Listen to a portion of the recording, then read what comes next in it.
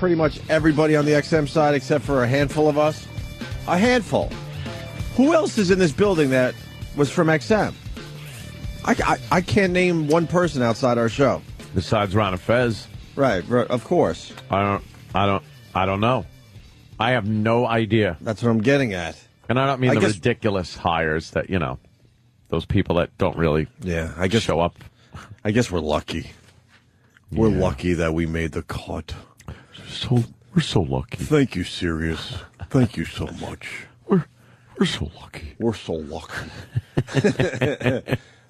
Greg on Long Island. Greg! Hey, how you doing? I just heard on the news that Opie just killed Carl Malden. Yeah. Supposedly he died of natural causes, but I'm suspicious. Well, how could you be suspicious? He was 97. Jesus. 96. Yeah. Well, I did announce that 2009 would be the year of the celebrity death, and so far I think I've done quite well with this prediction. This is getting full up. Yeah. I was saying that Academy Award moment where they go through the dead people, it's going to take an hour. It's going to be half the show. Yeah. They're all going to be like, oh, boy. Oh, boy. Who do we clap the most Carl for? Malden will get a smattering. And So then, next? Michael Jackson gets the biggest, I think. Well, I said Dick Clark would be the next celebrity to go, but I guess as far as the next surprise celebrity. Yeah. I mean, Carl Malden dying is not a surprise to anyone. He was in his 90s. No. I'm still going with Dick Clark. An old guy. Another death that was overshadowed. The guy that played Wade in Fargo. What? Yeah. Wade? Why don't you go down to the bank, see old Bill Deal. Bill Deal. Bill Deal. We're not a bank. He's dead? He's dead. Why aren't we getting clips of him? Where's my daughter? We should do a whole Sarah. Oh, we certainly should. We should do a whole Sarah McLachlan with him. Yeah. I mean, he was in a lot of movies, but of course Fargo was his biggest. Always playing just a scumbag. The heavy. Just the old scumbaggy guy. Yeah. And, yep, he's apparently dead. Of what? He was no kid either. Oh, really? Yeah. Well, Fargo came out at least 10 years ago, no? Fargo's old. He was old in it. Yeah. Old. We ain't no bank. So we lost Wade? A finder's fee? Well, that's just not going to do it for me, Wade.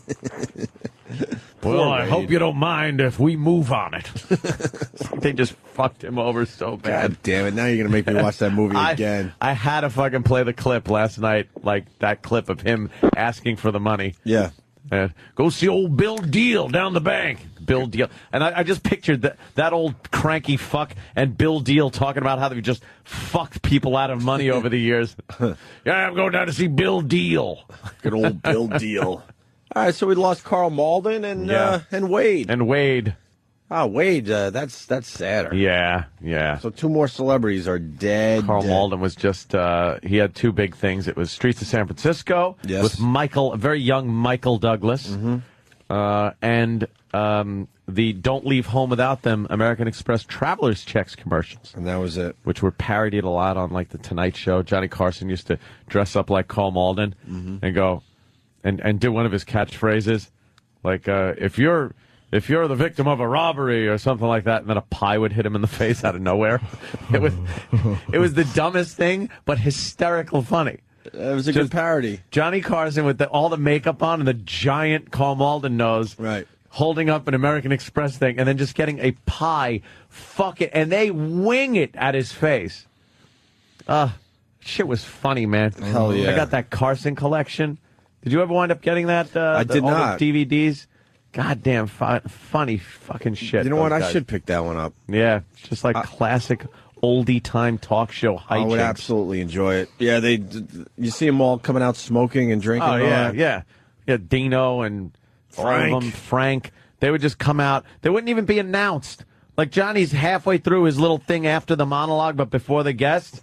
And there they come, blah, blah, blah, blah, blah, just out clinking drinks and cigarettes. How you doing, Johnny? We were in the neighborhood. Yeah.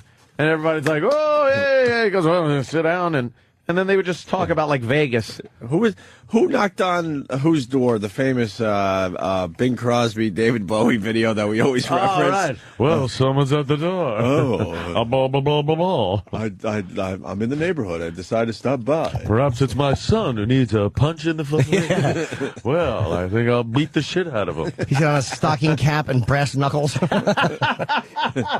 Pa-rum-pa-pum. Fargo, 13 years ago. That was 13 years. Kane survived the XM merger. And Sonny Fox survived the merger. How about that? And Eddie Trunk. Yeah, but Eddie Trunk's like a part-timer, man. Eddie Trunk is, and don't get this wrong, he is like the cockroach. There's no getting rid of Eddie Trunk. No. He will live forever. He's impervious to all kinds of sprays. And I think what happens with Eddie Trunk, he talks so much that he just puts everyone to sleep, and they forgot that they were going to fire him. Yeah, no one gets a word in edgewise. No, Eddie, but you're.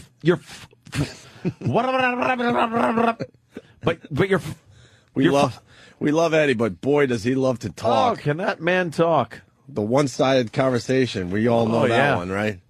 We've all have one of those in our lives. Well, I've been on the phone a few times going, all right, well, yeah, I got, what? All right, yeah, right. But, yeah, well, you know something, I'm just looking at my watch, and I got, why? Sure, yeah. But those guys are experts at the one-sided conversation, though. Yeah, it doesn't matter. Because you think, all right, I'll just interrupt them, and this will be over with, and I'll hang up the phone. But you don't know when to interrupt. You try to interrupt, and you find yourself stopping in the middle of your interruption, and they just continue and continue. I have put phones down and walked around my entire apartment for a minute or two. Really? And picked it back up and just go, oh, yeah. Yeah, and they're still just going and going and going. Yeah. This was an argument we started yesterday. I guess it continues today. Sir? Yeah, it's Matt in Harlem. Hey, Matt, how are you, buddy?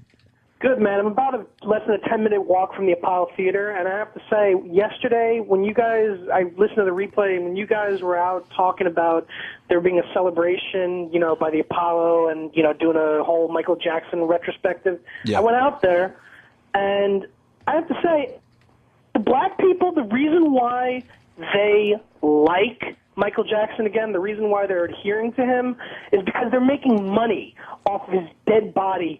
No worse than what Joe Jackson is doing, but of course, Joe Jackson is a fire who beat him, but they're selling merchandise, and that's all they care about. That's all they care about. They're selling CDs, bootlegged.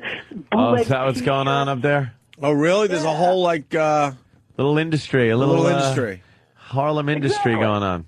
Yeah, buttons. And the next big black celebrity that dies, they're just going to make money off his merchandise. Buttons and shirts and the like on all the streets up there. Because that's kind of what happened when Obama got elected. Yeah. You can't walk to the next block without being bombarded by a table, a makeshift table with shit. It's just ridiculous. Unbelievable. Well, Michael Jackson has been dead how long?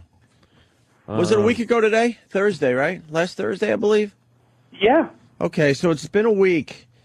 I got a little trivia quiz for everybody. Oh, I love trivia. For Ant and Jimmy and you on the phone, sir. All right. So, week ending June 28th. How many days ago was that? Oh, boy. Well, it's the 2nd. Jackson died on what day in June? Summer solstice. Kind of important because you know those numbers I gave you before the show, Ant? Yeah. That's not even for a week. Wow. Holy shit. So Jackson died Huge. June what? It would be June 25. Get the fuck out of here. For real? All right, reals, yo? So these stats that I'm about to give you, Ant, is for 3. Why is this guy sprinting down the hall? It's like a week old. Oh. Mars. All right. He was being chased. These stats I'm about to give you are for 3 to maybe 4 days, not even a week. So here's my question. How many, how do I do this? Let me think. All right, let's start with this. How many Thriller albums were sold after Michael Jackson died? 8. And this isn't all the way up to today. These stats end June 28th. So it's 3 to 4 days after he died. How many Thriller albums was sold? Because he's dead. I'm going to have to go with 422,000. Jesus. Way overbidding. Yeah, you overbid You're there. out. I mean, You're out. I'm going to say they've sold an additional 200 copies of Thriller. 200 copies? I tend to think low. You're actually closer than the guy on the phone. Cool. So you're in the lead. And Anthony already knows the answer. Cause I already know. In high school, I was voted boy most likely to guess correctly. What did Jimmy say? 200. 200. I'm going to say 201. 201. Oh, no. Did I hit it on the head? no. The Price is Right scumbag move I just pulled. Oh, no. The one where the person wants to reach over and just belt the motherfucker in the face. Jackson dies. The first 3 to 4 days after his death, they sold 101,000 more copies of Thriller. It's amazing. In 3 or 4 days. But that's not the number one album that was sold 3 or 4 days after he died. No, huh? The Essential Michael Jackson sold 102,000 copies in the first 3 or 4 days after his death. And number ones, obviously his greatest hits CD, 108,000 copies were sold. Amazing. The first 3 or 4 days after he died. And then it goes from there, amazing. Off the Wall, 33,000, and then it drops down from there. Digital track downloads, individual songs. What is that you're talking about? Individual that sounds like songs. the future. Don't stop till you get enough, right? Michael Jackson dies. The first 3 or 4 days, they sold 125,000 copies of the song "Don't Stop Till You Get Enough." What is that? Like $2 a pop, right? I don't know what it is now. Where? It's getting up there. iTunes? It's getting up there. Depends. Yeah. Beat It sold 134,000. The Way You Make Me Feel, 136,000. Billie Jean, 158,000 copies. Man in the Mirror, 164,000 copies of that were downloaded after his death. The first 3 or 4 days. This isn't even a week of sales. amazing. And Thriller, 167,000 copies were downloaded the first 3 or 4 days after his death. Isn't that amazing how they actually got people to pay for music? No, I know. Like for the longest time, you would just download shit. The lawyers were smart. And then everyone got... because they made an example out of a few pissed people off. and scared the shit out of the rest of us. Yeah.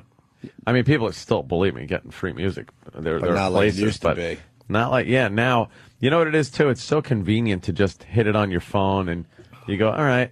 They made it incredibly easier to get music quickly. Yeah, You know, quickly, I could so still- it's worth the price. I can still get everything I can get on iTunes, but then, I have the, maybe the quality isn't there. Right. Maybe it's labeled wrong, and going on iTunes or even just right from your phone and downloading the track directly to your phone, and I'm listening to it literally within 10 seconds. I know. You can't get that anywhere else. That's the biggest thing. That's what you're paying for is the convenience of, popping that on. And I use that goddamn Shazam app all the time where you just hit it. I'm driving home. I'll hear a song on the radio and go, holy shit, I like this song. I have no idea who does it. You hit that Shazam app, hold the phone up to the radio. It tells you what it is. Would you like to download this? Yep. Yes. Wham, you download it. And there you go. And, you're paying. You You're think, paying for a it's song you 99 would have cents. never paid for. 99 cents. Right. What the fuck, But you do that, like, you look at your catalog of songs you have, and you realize how many 99 cents you paid. You're like, fuck, I did this 50 times in the last month? It's like $50 a month, or, What the fuck? I spent like, $1,500 on music. Yeah. This guy's saying he's making a killing selling Michael Jackson CDs. I'm telling you, we said this early on that, a dead Michael Jackson is worth way more than a live one. Yeah, at this point. Jeremy in For Cleveland. other people. Hello, boys. Hey. Hey, man. I have made an absolute killing selling these CDs down in the ghetto in Cleveland. I probably moved about 200 copies of Off the Wall, probably 100 of Thriller, 300 of Bad. How are you getting them? What are you burning them or something? Yeah, I got like 4 computers just running simultaneously, burning all these CDs. You thief. You fucking pirate. It's called being an entrepreneur, man. It's called being a pirate. You're a pirate. He's an entrepreneur. Yeah, Come on. there you go. I like this guy. Hey, You're a go-getter. tomato, man. It's still making money. Yeah, people are just eating up this Michael Jackson stuff. All of us. I can't get enough of it. Yeah. I get mad when CNN starts doing regular news. I'm like, fuck that shit. What's the latest going on with this Michael Jackson thing? What you doing? What's you doing? I I guess, probably made about $1,200 this weekend alone just moving these discs. hey, whatever it takes, man. You got bills to pay, right? Yeah, exactly. Well, shoot, I already paid my bills. This is just play money. How's the Ed McMahon merchandise moving? What Ed McMahon merchandise? Little slow, a little slower. Farrah Fawcett, anything? I guess you could sell some Charlie Angels. Charlie's Angels posters, Charlie's Angels, maybe. yeah. Yeah, how well is the Ed McMahon clips, the audio clips selling above 110th Street? Yeah. Oh, yeah, you're in Cleveland, I'm sorry. Yeah. I love that hi-oh shit. Hi-ho. Hi-oh. Hi-ho. Yeah. I got a And then ringtone. Johnny said that motherfucker drink too much. Nice. All right, Jeremy. Good for you. Guys. What is the latest on Michael Jackson? I saw they were delivering Still dead. a lot of cement to the Neverland Ranch. Really? And that can only mean one thing. Why? Yeah, they want to bury him there and make it very hard for anyone to just get the body out. Wow. They said the amount of cement was ridiculous that was being delivered to Neverland Ranch. They're going to encase him in concrete? But not, well, a mausoleum. Ah. But now they're saying that he's not allowed to be buried there. Is that what they're saying? Because I didn't hear anything about him. I heard about the people, that they don't want to have like a ceremony for him there. Right. With a bunch of people. Because remember, they were going to all go out there and big pilgrimage, and oh, yeah, it's going to be great. We had fun with that yesterday. Of course. But now they're saying, no, they were going to probably do something at the Staples Center. Holy shit. Where he was rehearsing. Yeah. Michael Jackson Holy shit. is going to sell out an arena. Well, you know what? I'm not even thinking that. I mean, let's think L.A. Lakers just won the NBA title. Uh-huh. And the celebration was Michael Jackson at the Staples Center, sold out death show. Yeah. That's going to get crazy. I don't think a Michael Jackson, crowd is that crazy, though. I don't think they're that, crazy. It's going to get crazy. A lot of guys you see that are into Michael Jackson seem to be gay. You see a lot of women out there, and they're crying and shit. Michael, I love that Michael. You don't think any hardcore gangsters are going to the Michael Jackson funeral? You see a lot of guys that go, well, I was watching him dance many years ago, and I think Michael was fantastic, fabulous. That's like... Did you ever watch Michael Jackson dance? We all went, wow, that moonwalk thing is fucked up. Let me try that. All fucking... And that was it. Yeah. That was it. You tried it? We all tried it. You never tried the moonwalk. Well, maybe. Of course you did. I don't think there's a human alive that didn't try that fucking thing. All right, so is it like this? You show your friends and they're like, ugh. Yeah. No, it's not like that at all. Really, has there been a spike in Mighty Putty sales? Oh, very good question. Are they selling bootleg Mighty Putty? Dan? I'll do some research. You're going to do some research? Do some research. So I think a funeral at the Staples Center is going to be completely out of hand. Yeah? Yeah, because not everyone's going to get in. People are going to travel from all over the country for this thing. It's next Tuesday, I believe. It amazes me. It's going to be out of hand. There's going to be a lot of people just wandering around because they can't get in there. It's going to cause problems. Yeah. I still hold to my prediction that a few people die at the Michael Jackson funeral. Wow, you think? Still, even though it's a little more controlled because they're having it at the Staples Center. I don't know, man. It might be. Don't forget, it might just be a sad event that people just walk away from, kind of reflecting.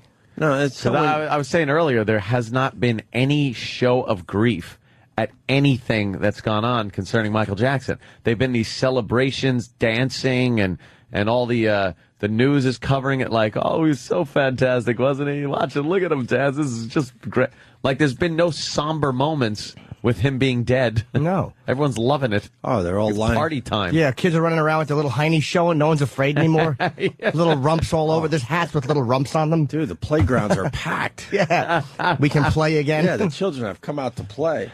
And everyone's lining up for their taste of the Michael Jackson fortune. So they don't. Yeah. The families don't care. The friends don't care. Friends are covering their tracks. Because, everyone's sniffing around going, what the fuck killed this guy? Yeah. And who are we going to arrest? Supposedly needle marks all over his body, dozens of them. The feds are in it now, in the investigation. Oh, yeah. The feds. Well, because did you hear the drug he was on? What the fuck is, it's a drug they use to put you under? Yes. And they say, go to TMZ. They say it's extremely dangerous. What is it? Extremely. Is it like an anesthesia? Yes. Kind of like for surgery? And they're saying that it's a general anesthesia? Oh, wow. They're starting to say he might have been using this kind of on a regular basis. Wow. It's the type of shit they give you to knock you the fuck out so you don't remember what they're doing to your body. He had What the hell is it called? I'll find it. It is extremely. I can't remember. What Yeah, it there's probably an ethyl in there somewhere. Take an Ambien, you retard. It's extremely. Propofol. Yeah, this drug is extremely dangerous. They're scared to use it in doctors' offices. I think that's the stuff that doesn't make you vomit. I'm almost positive that's what I had for my sinus surgery. Absolutely, you did. Because there's two kinds. There's one that you're really going to throw up, and they say that cuts down on nausea. I could be wrong. I remember taking that. They say, man, when they're administering this drug, they're almost scared to put it in you. They have to make sure they don't fuck up. And supposedly, he was being injected with this stuff at his house. At his house. Amazing. To get a nice little fucking, sleep, I guess. Yeah, because he said he couldn't sleep. He was insomniac. What are the facts on that, Dan? You got it in front of you. Well, it says here that medical experts tell TMZ that there is absolutely no medical justification for Jackson to have had this drug in his home.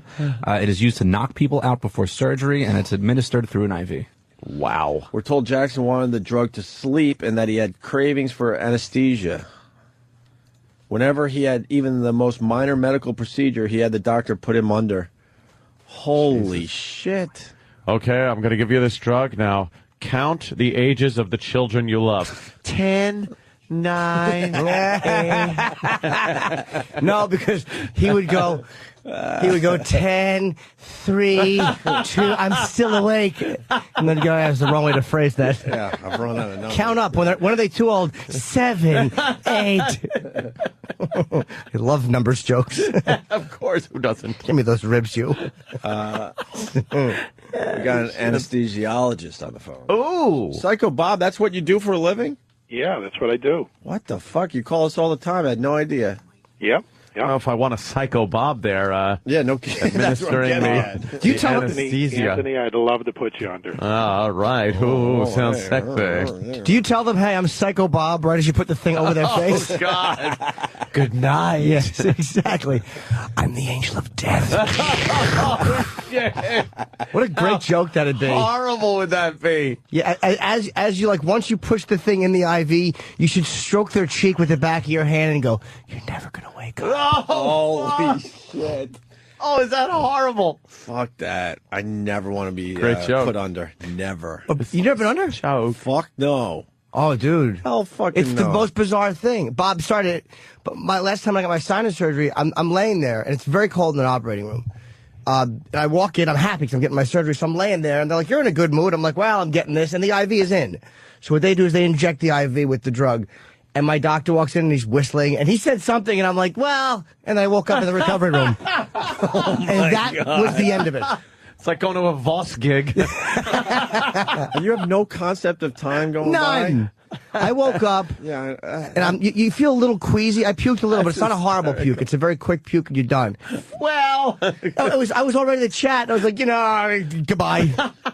You're completely powerless over it. God damn. And this is what Michael Jackson was doing in his home. Oh, my God. Bob, is propofol, is that what it's called? Yeah, it's got two names, Diprivan and Propofol. And it's what Pentothal used to be. Oh, okay? sodium pentothal. It's a very short-acting medication. Like, once you give it, it works in about 10, 15 seconds. Jesus. But it also wears off very quickly. And you're out, all right? But you've got to give it continuously if you want to stay asleep for a long time. So if he wants to be asleep for hours, somebody's got to be giving it to him for hours.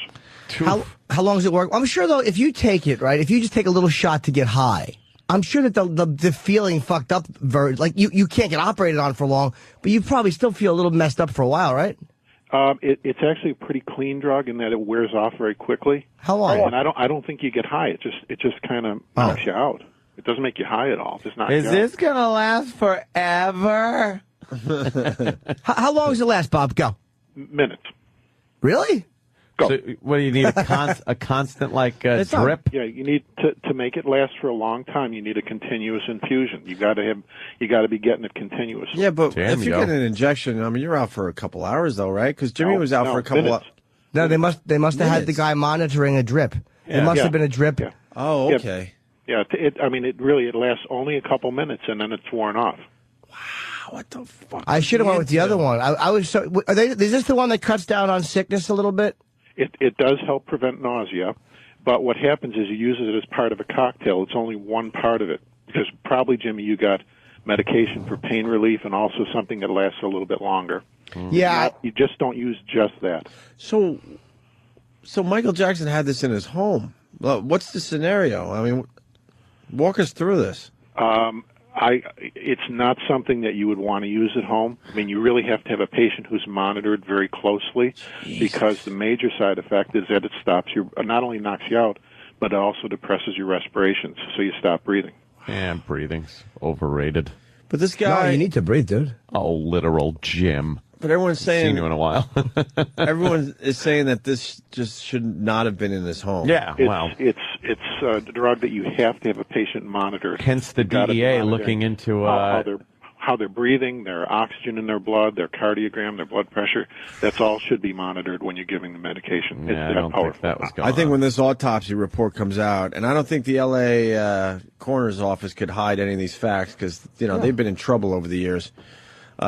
I think it's just going to be amazing when that thing is read. What the fuck was going on with this guy and how he died. The other thing is that it does have to be given intravenously. So, I mean, it's not something you can give as a shot, like in a muscle, or take it as a pill. It is an intravenous medication.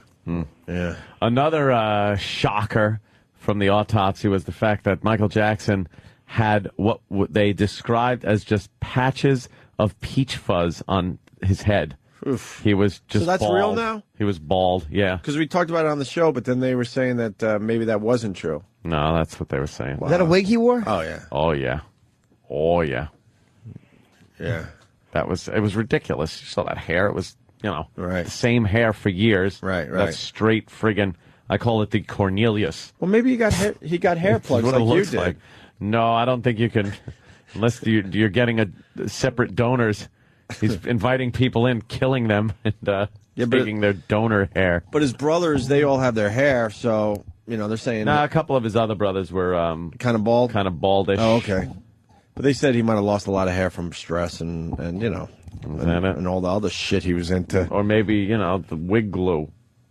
Right. He was ripping it out of his head. Well, Psycho Bob, thank you so much. Okay, good talking to you, boys. All right, on, PB. man. A little knowledge from Psycho PB. Bob today.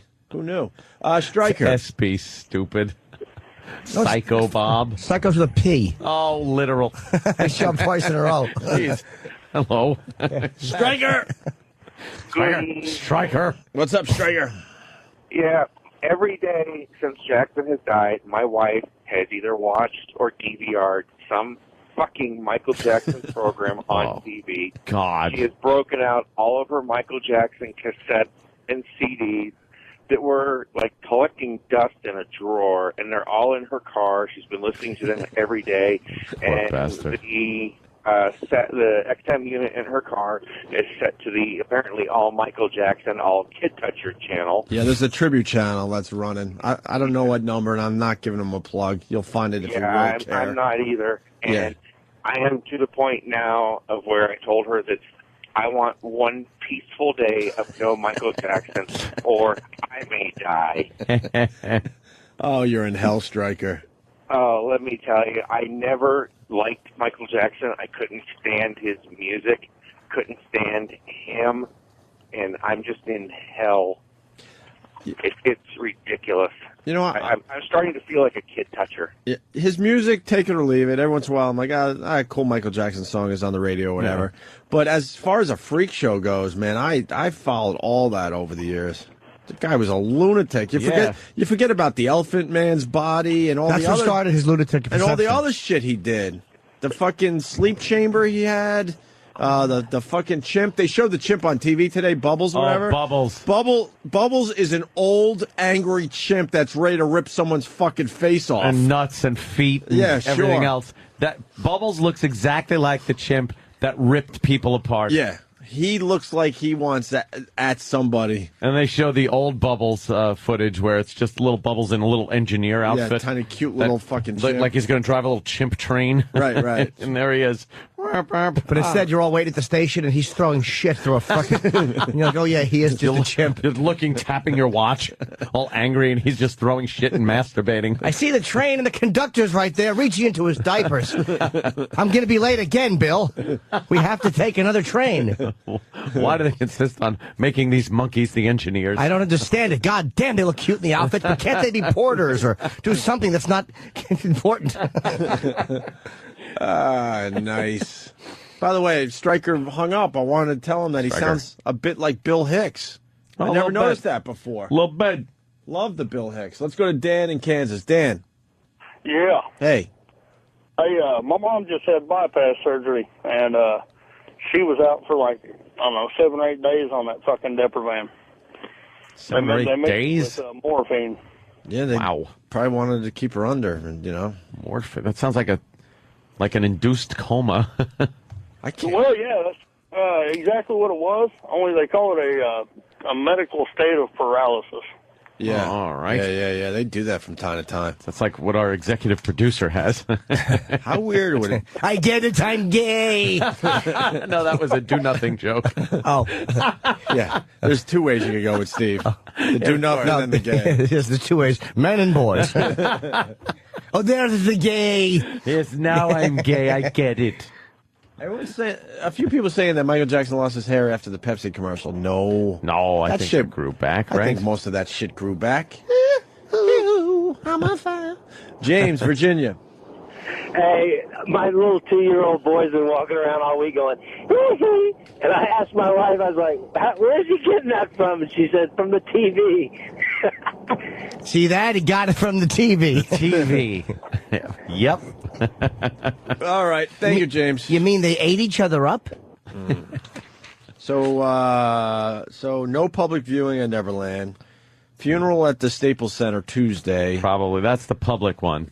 The DEA's involved. Yeah, DEA's involved looking into who gave him these drugs, where he got them, the prescriptions, the doctors that administered them, all that shit. The feds don't have to adhere to that doctor-patient privilege. So if there's some shenanigans going on, they'll find out. So they found out something already with this autopsy. Oh, yeah, they had. Oh, that means this one's going to be a doozy. All the needle marks and everything that were in him. There was something going on that was amiss. Stupid me. I had no clue that Michael Jackson could be a drug addict. No clue. Really? I thought he was just a completely bizarre dude. Yeah. Maybe a Xanax every once in a while or something. Addicted to the dick. To the youngsters. Who knows? Perhaps. Who knows? There he is. Yeah. Skin popping, as they call it. Let me say hi to Chris in New York. Chris. Hey, guys, what's going on? Hey, Chris. Hey there, Chris. Jimmy, what's up? I've been better, Chris. I've been worse. Kind of in the middle, I slept poorly. How are you? My eyes are a little... Oh, sorry, go ahead. Hey, last week I had heart surgery, ablation surgery, and they gave me this medicine that puts you into a twilight.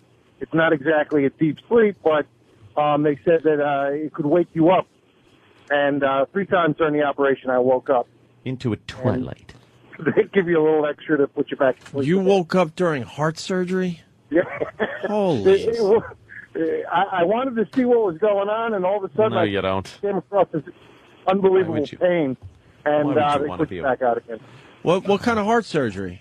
It's called ablation surgery. It's to fix an electrical abnormality in the heart, and they go up through the they use catheters. Right.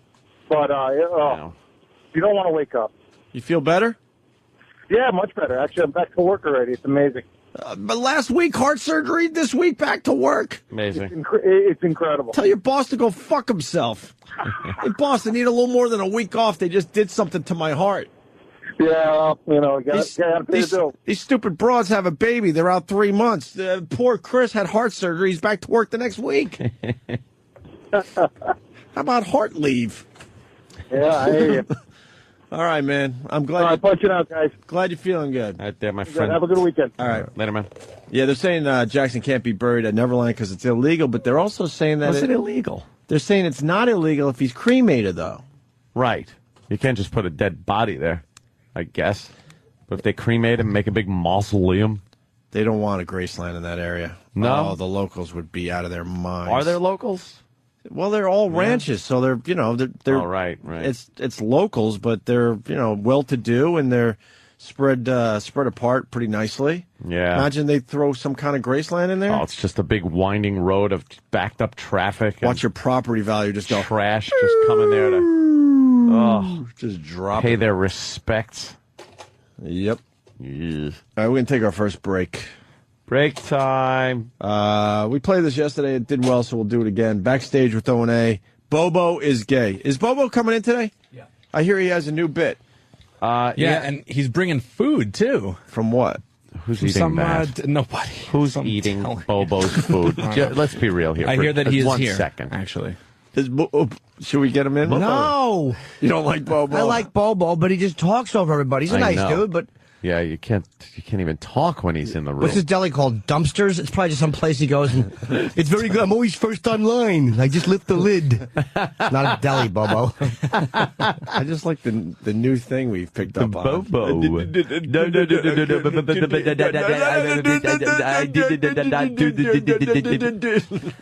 Jesus Christ. Yeah, he's been teasing his new bit on Twitter. Mm-hmm. And I don't know what it is. Has he said what it is? He said it's better than the Bruce Springsteen I know what it is. Jersey bit. You know? I think it was his latest tweet. He kind of gave it away. I don't think he wrote me personally. I think he wrote this to everybody. He's Mr. Met 8, the number 8 on Twitter. What does it say, sounds Danny? like his new bit is a ripoff. Yeah, well, because he's pissed off because Kenny took his bit. Well, the first statement that he makes is that he's not gay. Right. And then he says, one of my new bits is me showing how any slub, Not a schlub, No, a a slub. slub. A slub. can DJ a music station. If Kenny can do it, so can Bobo. Oh, a little Now he's talking competition. to himself, talking about himself in the third person too, which is really wonderful. healthy. That's a sure sign of mental stability. When you stand in the mirror and refer to yourself in the third person. So can Bobo. Like you're nude below the waist. Bobo knows what. All right, we got it, Bobo. It's you. Hey, wow, this is a great rumor. Ted in Connecticut. Ted. What's going on, boys? How are you this morning? Pretty good. I've been better. How are you? Oh, Ted speaking to Pretty Ted. good. Happy birthday, Jimmy. I'm going to go see you at the end of the month in Middletown. Ooh. Oh, good. Thanks, man. Here's the deal. Unless I have to move that because I got cast in a small film. Go ahead. Well, back in the day, they used to castrate 13, 14, 15-year-old boys right as they were to get into puberty to keep their high falsetto voice. And there's a rumor going around on the internet, some of the websites I go to, that Michael Jackson's father did this to him, and that's why he can't have kids. That's why he never fully matured. That's why his voice stayed high. And you know what? It makes a lot of sense. I don't know if it's true, but it makes some sense. It sort of makes sense, and I'll tell you why. Because when you see those other Jackson boys, every once in a while they pop up. They are men. They are black men with voices and fucking. You know what I mean? How? And then you got Michael Jackson sounding like Janet Jackson There's a and Diana rumor Ross. that his father had his nuts ripped off? Yeah. My wife was going through the same shit the other caller with this Michael Jackson obsession, and I just had to go on the internet and do some research, and I'm like, you know what? The only thing that makes sense that this guy got his nuts chopped off. Would that come out in the autopsy report? Because don't they Probably just not. study the whole body? Yes. No, Yeah. but would they say something like that? Yeah, they would go testicles not present. What? Sorry, can you say that again? What, sir? If it's not I think what has to happen is I'm sure that it was would probably happen. Oh, interrupting Jim. It would have come out already because there's always been these medical tests. Remember there was photos taken when the kid said that he could identify Michael's penis. That would have come out. photographed my penis, my testicles. So what would you is that what you heard? Because I remember years ago when they had to take pictures of the. No, not again. Jesus. Godlike Productions. I'm punching out, boys. Have fun. All right, my friend. Well, it would make sense because the one thing I don't understand, if he wanted to be a father, why wouldn't he, pass on his fucking sperm? You know what? If you're going to be a father, wouldn't that be your first choice every time, obviously? Again. Unless you had some kind of issue. He had an issue with his race. The guy turned his back on his race. He did not want to be a black man. He did not want children that would then have his genes and a part of his African heritage. So he got two white people to make babies, and they handed over to him. Who else can do this in the world? This goes Amazing against what he's done. This goes against what Reverend Al is saying, and you Oh, can't say I know. This is crazy. Wow. Shit on me. This is another rumor. The rumors are just flying. I'm so glad that we're a show that will talk about the rumors. Oh, of course we are. Have you watched CNN? Yeah. They say a lot. They're like, well, we're not going to speculate or go with all the rumors that are out there. We're just going to go with the facts. Just the facts. Well, here on the Opie and Anthony Show, we go with the rumors big time. Yeah. Xavier, Mexico, what's up? Javier. It's not a rumor. This is a fact, sir. Yes. He did not get his nuts cut off by his dad. He got into a fight with his brothers, and we all know how they tend to rip each other's testicles off to show. Oh, now, sir. Wait. That is completely unnecessary. Oh, no. Rumors are fine, but we won't have that type of statements made on this program, sir. Sorry. All right, sir. thank you. Apologize. Yes, yeah. Well, not accepted. We My will be goodness. dealing with all the rumors today. My goodness. Could start a nice one through Twitter if you want. I got a doozy. Oh, yeah? I got a doozy that would. How about we don't go with the rumor thing? I got a doozy. It's not about the demise of anybody, is it? No, I mean, if my rumor ends with a question mark, I think I'm safe. Oh, now you're banking on a punctuation. Yes. You're banking all of our livelihoods on a punctuation mark. I think a period would get us fired. Uh-huh. Question mark saves us. What about exclamation point? Totally fired. Exclamation point, question mark. You're putting it out there as, hey, this happened. uh-huh, So this happened? uh-huh. You want me to write down what I want to Instead of this happened or All right. this happened. Did this happen? Let me write down my Michael Jackson rumor that I want to start on Twitter. All right. Write that down. See, I'm being responsible instead of You doing are. it. Let me get the giant yellow fucking fan that was made out of a ruler and construction paper the other day. Look at this fucking thing. It means slow down, and it also warns alien spacecraft of their approach. You can wave them off. All right, this is what I want to start. Uh-huh. Do you want a question mark or a period? Well, obviously a question mark. Okay, all right. This is what I want to start. And all I want to say is I'll start on my Twitter. You go to Twitter. No. You go to my Twitter. Oh, no. And then you retweet it, and it's all over the world within, I would say, 2 hours. Holy shit. What happened? Nothing. I'm obviously not going to say a word about that, but Oh, my God. fucking Unbelievable. All right. unbelievable is right. Ready? Oh, God. That's... But it has a question mark. It does have a question mark. It's like a question mark, like you're asking the question. Yeah. You kind of like it, don't you? I do kind of like it. It is kind of good with a question mark. Does the question mark save us? I think so. It's asking. Really? Yeah. Twitter anything in this day and age with a question mark. Are you trying to get me fired? No. Not at all. Should I do this? No way. No way. I wouldn't. No way. No way. No way, no how. No how. Michael Jackson from a few years ago had this to say. And this is actually the tomb you're talking about, the tomb that you bought. Ah, this must be Isn't it gorgeous? Let's have a look. Let's go in and have a look. Is this it? That's it. Wow. Isn't it gorgeous? Look at the face. Come on, that's beautiful. This is the actual coffin. Yeah. A replica of sarcophagus. the anthropod coffin of Tutankhamun. Yeah, in so you've gold. This one's gold. And you bought it. Yeah. Why have you bought it? Because I love it. Look at the art. It's phenomenal. It's a work of art. Phenomenal. What about? Would you like to be buried in something like this? No, I don't. I wouldn't. I don't ever want to be buried. Really? No. Well, what would you like to happen to you? I would like to live forever.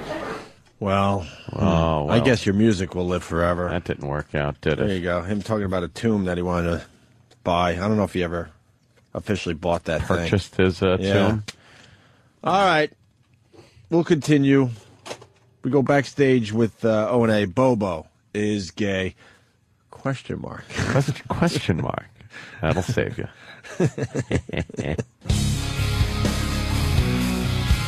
Checking out the Opie and Anthony show. What do we got? I remember Michelle. Michelle's going to be calling the show in about an hour. She's a handwriting All right. analyst. Yeah, I remember that. You might be saying to yourself, what the fuck, guys? But we had a good time with her last time she called. We certainly did. And she's got Michael Jackson handwriting samples. And she's going to tell us a thing or two about Michael. Not a thing or two. That's what we want to know. By looking at his handwriting. Yeah, we already told you Carl Malden died. Dead. He's dead. But he was an old codger. Yeah. 96 or something. Lindsay Lohan's only 23? Wow, does she look beat up already? Is she? She's only 23? 23 today. She peaked at like 18. No kidding. When she had her 18th birthday. She is skanky. Yeah, she's gone through too many weight changes. Fucked her elasticity up. Really did. Yeah, you got to be careful with that. Yeah. You can't stretch and unstretch that shit too much. We're distracted. Because we get tomorrow off. Yeah, what the fuck? What is like? We're like Ant and I kids in school. Ant and I were discussing this during the break that we have to trick ourselves because we always suck the day before we get a long weekend or the day before vacation and the week after. And we're so distracted. Yeah. We're just kind of watching the clock right now. Don't worry. I mean, in the end, you go, wow, another fine show by you guys. Well, but that's it. We don't mean suck like that. We mean our work ethic sucks. But we're distracted, so we want to trick ourselves from now on and, like, all of a sudden, you know, say we're taking Friday off, but then surprise ourselves and go, well, let's take Thursday off, too, knowing that Wednesday would be a stellar show. So then Wednesday will suck. No, but that's how we have to trick ourselves. It has to be a last-minute thing or something. It's been like this for years with us. Yeah. The day before, like a long weekend or a vacation, we're just like, we just want to go. We just want to go recharge the old batteries. Yeah. What are you doing for the 4th? Anything? I have no official plans. But that's nice, right? I think though, my family wants to invade the compound. Yeah, the Cumia compound for the weekend. Yeah. I think the invasion's on. As in, like, sleepovers and stuff? Well, whatever. You know, they want to come over. The weekend's supposed to be nice enough for the pool and things like that. The other day, I come home. I'm shot usually, you know. So I sit down on the patio chairs out back by the table. You fell asleep again? And I fell asleep pretty much hunched over in the chair with my head on the outdoor table on top of my shirt that I had taken off because it was a nice day. And I'm laying like that. And every so often I'm waking up and I'm looking, and I just see Keith and his family in my pool. And they put things in there like the little seats with the drink holders and like the little mat that you float around on. And I'm like twisted in a pretzel asleep, just looking, going, holy shit, I'm fucking exhausted. And he's just tearing it up, having fun. Just taking control of the backyard. Yeah, having a little fun in the old pool. Sleeping that way is so comfortable. I don't know why we don't sleep like that. Sitting up regularly. like the elephant man. That's how I was sleeping. But sitting up and then putting your big-headed retard, putting your head kid in your arms like that is so freaking comfortable. That's how I sleep on planes. That's exactly what I was doing. Or on trains. I woke up and I was just like, Jesus Christ. Then I think I went inside to the couch, sat down, and fell asleep there. I just walk around my house and fall. I'm like a narcoleptic. I sleep so much.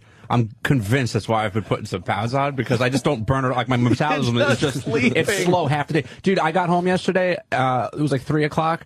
I made it an hour until 4, and then I slept until this morning. Really? 12 hours of sleep. Awesome. I see, that is great when you can do that. I was going to take a long nap yesterday. I go downstairs and I'm screwing around with some stuff down in the compound studios, and I wake up. All of a sudden I'm waking up and I'm laying on my keyboard. I was doing shit, and I just nodded out, and then I got a phone call that my finance guy, mine and Opie's finance guy, let's talk about this ghoul, is coming over, because I forgot I had made an appointment to have him come over and go over, some financial stuff. I haven't seen him in a while. Actually haven't seen him since the house was completely empty. I had a beanbag chair and an Xbox and a big screen TV in what is now the dining room. And an ugly yard. Yeah, an ugly, muddy yard. It was just mud in my now yard. It's like a palace. Yeah, it's now beautiful. it's, and he was always goofing on me for the fact that I didn't have anything. I had one couch in that room to the left of the doorway where he would come in, we would sit there, and he would go over the finances. Right. So, what was his opening line? I think we've brought him to the show a few times. This guy is a ghoul. He does right by us, but he loves to talk about what could happen. He loves talking what about has happened. Morbid things. He loves, his opening line is about some horrific thing that is happening in his life. I'm not a fan of the morbid talk. And then he segs into what could possibly happen to you and me. I mean, I understand financial planning and the need to have a sound financial plan in case, the unwanted happens, that you leave this mortal coil, that as happens they call to everyone it. eventually. Yeah. But before we get the update, I saw him, recently. Yeah. And, he sits down with me and my girl, who was, my wife, and then describes a horrific car crash scenario. Ah. Yeah. Hence why I need to take care of certain things. And my girl is sitting there horrified. Not only because she doesn't want to hear about how I could possibly die. Right. But she also knows that's how my dad died. Yeah, you don't want to hear that. Thanks, ghoul. You don't want to hear How about you keep it vague? Yeah. I get it. You need a will, and you need this, and you need that, and life insurance. I get it. You don't have to go into, detailed scenarios in front of the girl. I know. It's ghoulish. Did he give you one of those yesterday? Well, let's see. He sat down. I believe he opened up with a digestive problem and an appendectomy. That's a good opener. Yeah, it was a good opener. It was strong. He opened strong.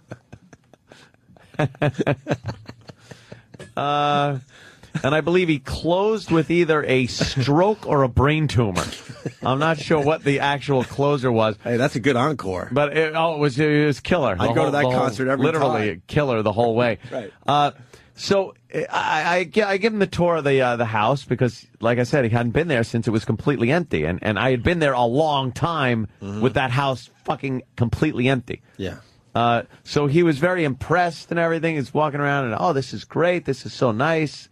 I like what you did here, this. And I'm explaining that Keith's wife, Ange, really took care of things. And then he takes that happy moment where I am looking around going, this is nice. That's a nice accomplishment to be able to do these things. So, when you die, do you know where this is going? The government can take the whole thing. You have to do the... I'll paint a scenario. You get pancreatic cancer. Not much time. That's a killer, You don't survive that one.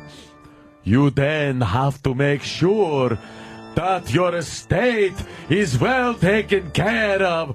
Boo! What? What did you just turn into? He knocks on the door. I have to open it up. Can you please invite me in? I cannot just step over the threshold. Boo. What would happen if you had an embolism?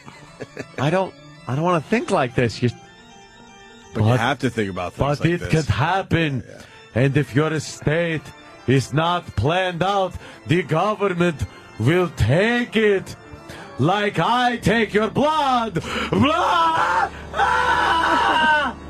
Ah! I feel like I'm watching Keith Olbermann with this dumb music. It's fuck you, Keith Olbermann. I hate you. It's ghoulishly horrible. And does that government angle work with you? I'm like, so? Then the government takes. Where am I? I don't want them taking my shit. You know something, though? I don't care. I don't want them taking my shit. So, Nosferatu. So I figure, you write up something. Yeah, you get that out of the way. Any insurance policies I have, change the beneficiaries to people that I give a flying fuck about instead of, I should have taken care of that, I think, maybe a while ago. But then, I like when he talks about the market, the government, and what they're doing as far as certain tax laws go and stuff like that. Like that's why he's there. He's a smart guy. I like it. Yeah, he knows his shit about He's just a ghoul. about finances. So when he starts talking about that, I'm like, oh, cool. All right, we're off on this. And then oh yeah, because this and this and the government and this and this. He goes, well, let me tell you what happened to a friend of mine that I knew many years ago. I'm like, oh, here it comes. Another. I was like, now it's a segue into fucking what? What happened? His asshole fell out, and I don't know. I was like, it's just goofy. Oh God, he's so morbid. And I blow him off time and time again. And finally, do. I can't blow him off anymore. Yeah, it's because you reach a point where you finally have to take. It's like he's got to come over. We got to right. I got to update some of this financial shit, but it's just going to be hours of ghoulishness. You think he likes death? He loves it. He loves it. Is right. He loves it. And the more grotesque and odd the demise, the better. Yeah. I'm trying not to get too personal with the guy because the stories he's told me, I'm like, holy shit. Yeah. Well, I think we covered it, but there were a few other stories in there, just horrific things that happened to him. I know. People he knows. That's what it is. That's why I don't want to get personal either. Yeah, but I'm trying to keep it vague. Damn, it's just he always tragedy. He always has something going on. Tragic story going on. It's like, all right, I need a little more money taken out of cash and put into some equities, I guess. Could you? All right. Help me out here. Moving on. Remember we tried to do a bit called Best Man Speeches? Wow. You know something? For years we were trying to do that. Bad Best Man Speeches? Yeah. We thought this would be a great radio bit, and we never were able to accomplish it. We tried to get people to send in some good bad Best Man Speeches. Well, what website gets the credit today there, Dan? Gorilla Mask. Yeah, right on. Gorilla Mask. It's a good website. And they got a bunch of bad Best Man speeches on their site. I'm like, that's good. This is something we wanted to do. No muss, no fuss. So we got Nervous Guy. We start with Nervous Guy. Oh, douche chill. Mm-hmm. For those of you who don't know me, I'm Dave. Oh my God! He said, "Don't do me, don't me, know me." You can already hear how his mouth he's got dry, pasty dry mouth. Dave. Oh, yeah. He's been fucking getting butterflies and projectile diarrhea. Dude. Thinking about this moment. Both out of his mouth. Have you ever done a Best Man speech? Yeah, plenty. I've done, I think, 3 or 4. And it's the cruelest thing to do to somebody. Yeah. Like, soon as, like, someone close to you is getting married and they go, hey, Anthony, would you like to be my best man? All of a sudden, from that day until the speech, you're a fucking nervous wreck because it goes through your brain the entire time. Like, I wing it. Which I don't is think smart. I've ever written anything down for Best Man speech, and I've given a few of them. I wing it because I don't want to fucking be a slave to the paper. Yeah, but I'm gonna just fucking roll. But you got say, hey, how about that cunt you married? Huh? Yeah, that always gets a good laugh out of the in-laws.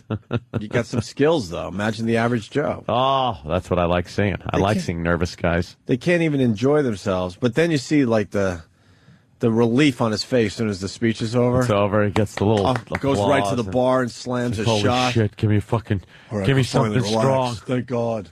And they can put on their risky business sunglasses and their blow-up saxophones and all get out on the floor and ugh.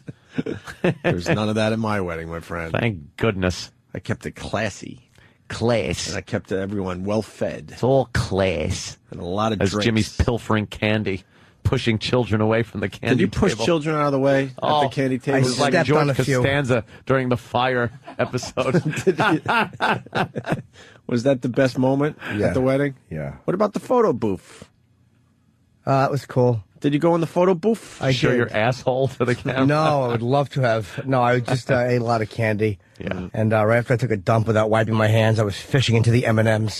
So you're welcome, everybody. That's my passive-aggressive candy moment. These aren't peanuts. Yeah. What is this? One fell out. I finally got to the candy table. There was nothing left except for the stuff that no one wanted. Like a tornado Like blew through there. licorice. Yeah. I like licorice. I hate that I like shit. Twizzlers. Twizzlers, no. Cherry. So you're not a Strawberry. chocolate guy? Yeah, not a lot. As far as candy goes, Every what? so often. There's chocolate guy, and then what? Like tarty guy. I do like a Sour good guy. fucking. You know what? You know what is probably one of the greatest creations ever? Those goddamn Hershey, like the crisp things, the chocolate bars Crunch? that have the little Hershey's Crunch. Yes, Yeah, those are solid. That's an all-time favorite. best fucking thing ever. Love those. Dark chocolate covered almonds. It's my new No, sensation. nuts don't belong in My new chocolate. Get them sensation. out. Get them out. Because you feel like you're eating a little health. No. See, you got to ruin it with. You just got to accept the fact that it sucks for you. It's bad, and just enjoy it that way. What is the best candy bar of all time? I know this is a hack radio Fucking- bit. Is it the Nestle's Crunch? Dude, no. You know, Crunch is great as a standard thing. I loved Kit Kats, Yep. Twix, fucking fantastic. A Marathon bar was great. Anything with a little caramel or caramel, as some people say. Not a big fan of the Three Musketeers. Snickers are pretty good. I think the little teeny small Hershey's dark chocolate squares are delish. Oh, those are good too. And they stink. I hate dark chocolate. The simple Hershey's Kiss. You don't is like very dark good, too. chocolate? No, I certainly don't. It's bitter and awful. I love dark chocolate over regular chocolate now. Oh, no. For no, real, yeah, no. yeah. Hey, what did they ever do an online survey? Best candy bar of all time? Sure, there is one. What about Oh, that there's Fifth gotta be. Avenue bar? Who liked that? I think What was there's a that lot- in the older days? I think there's a lot of shit going on in there, though. Yeah? It got all sorts of shit. I don't like those. No? I don't like a lot of fucking shit going on in there unless it's caramel and cookie crisps. Like Twix are fantastic. Kit Kat, nice. Kit Kats, great. Nice. You bust them off. Do you bust off each little individual Oh, yeah. piece, or do you just eat the whole fucking thing? No. Sometimes with Twizzlers, I don't eat one like licorice whip at a time. I'll have like 3 of them together and just Really? so to where like red liquid is just pouring out of my mouth. Love it. Red goodness. Love it. What about Reese's? No, don't take peanut butter and stick it up your ass and let your dog Peanut lick butter it and out. chocolate. What's because wrong with you I, fuckers? I don't Reese's like is it. great. Pepper No. and patties are the bomb too. Hell fucking no. I'm not a fan of the No. peppermint No. tea. I don't want any I don't like any candy that makes me feel like I just ate Lavoris. Well, I have here the top 10 best-selling candy bars in the U.S. as of like a few years ago. All right, let's go with 10, Dan. So number 10, Three Musketeers. Nah, what do you think of the Three Musketeers there, Ant? Great movie. That's isn't that something with what is called nougat? Yeah, fuck That has nougat. What is nougat? Fuck nougat right in the shithole. It's like a whipped kind of a thing. It But sucks. Yeah, but Snickers has nougat in it. yeah, but it goes better with the caramel, and I don't like the nuts in the Snickers. That's why that has nuts in it, right? Yeah, Snickers. yeah. Three that's why I'm not a big Musketeers. fan of that. Eh. No, Three Musketeers. Although Three I put it in Musketeers, top 10. Three Musketeers better than number 9, which Dan is about to give us. Yeah, That's which- crazy. Three yeah, Musketeers should have been over this. Not a candy big fan bar. of this one either, but it's Butterfinger. Butterfinger. Butterfinger is pseudo peanut butter. It's this crispy version of peanut butter Horrible. with chocolate over it. And I think just because the Simpsons made it famous is why it's number 9. No, I don't like the Butterfinger. Yeah. Number 8. Almond Joys. Oh, Almond Joy. yeah. Is that the one with the coconut Yes. and the one almond on top of it? Going It's with got my- one little almond. Making me feel a little better, a little health in there. I don't like A tiny little no. bit of health. I take my chocolate like my Michael Jackson's. No nuts. Wah, wah, wah. Almond Joy, no? Almond Joy? No. Fuck No, yeah. not Almond Joy. Sam? Almond Joys? I like the Almond Joys. Almond Joys are good. I say almond. Almond. Almond Joy. It's one of the world's greatest treats of all time. And I take the almond out and make it a Mounds bar. Is that's the difference? That's the only difference. Sometimes you feel like a nut, sometimes you don't. And most of the time. Almond Joy's got nuts, Mounds don't. Almond Joy's got creamy chocolate. Mounds got deep dark chocolate and chewy coconut. Ooh. Sometimes you feel like it.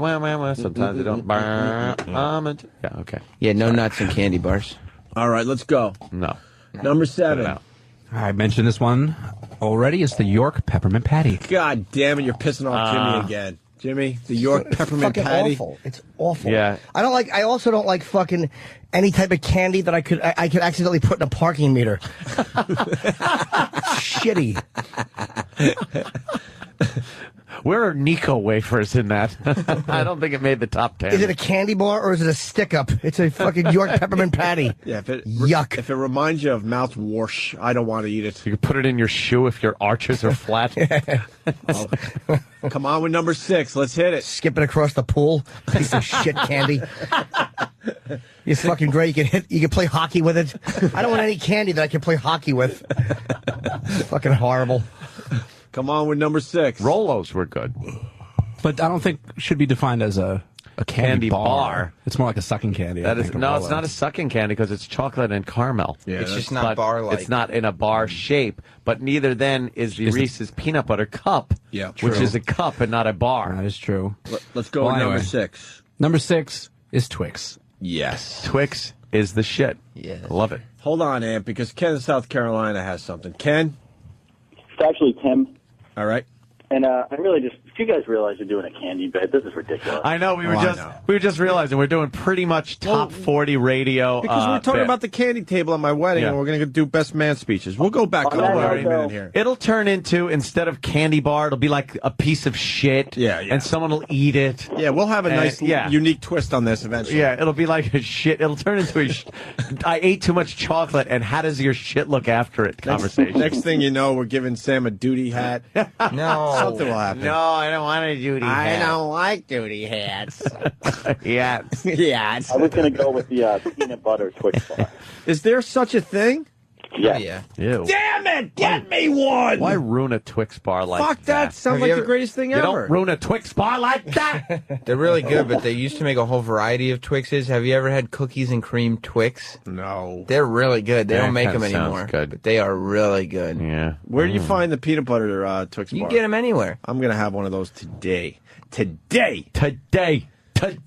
All right, pal. All right, buddy. Let's move past our stupid candy bar bit, but we need to know. Number 5. Number 5 is Kit Kats. God damn it. You Kit nailed Kats that are one too. great.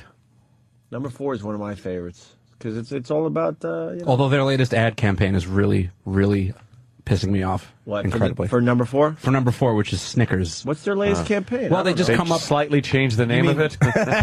Chewing? That's why I don't like them. Well, they've took it upon themselves to just start making up ridiculous words and then putting that on the actual wrappers of the Snickers instead of the name Snickers. Yeah. Sam just mentioned Patrick Chewing. Chewing. Sounds like Ewing, though. I don't like I know, it's because it's a play on... On the player? Yes, on the cool. basketball. At least they're using fucking topical guys. At least it goes with my last joke. Here's some. Here's some billboards. A hungerectomy. Yeah, and it's in the Snickers logo. I don't. A hungerectomy is kind of like when they go into the Snickers bar and remove its reproductive organs. You just get a hollowed out, cranky bar. Here's a substantialicious. That's just stupid. It sucks. Who came up with that ad their new campaign? And it's everywhere. It's on TV. It's on billboards. That's a stupid ad campaign. And I gotta that, pass like, by Samantha would help Darren with. I have to pass by this every day on my way here. Get dunked on by Patrick Chewing. Patrick Chewing is not dunking on anyone these days. He's the Asian version. He's got old man eyes now. He looks exactly the same except for the old man eyes. You're thinking of Patrick Ewing. Yeah, but Patrick Chewing Patrick Chewing is a Snickers bar. He's a sensation in the candy bar world. Peanutopoulos. What does that mean? Look it up. It says it's a lot of peanuts. Yeah. Oh, I love this one. This one must be all over Brooklyn. Hey, Nougat about it. Nougat about it because of the nougat. That's fucking horrendous. We should rule the world. I'll never eat a Snickers bar. It would be so again. easy to rule the world. Oh. What's this one? I guess this one is in Steve's part of town. I guess it's obviously a play on the ad campaign.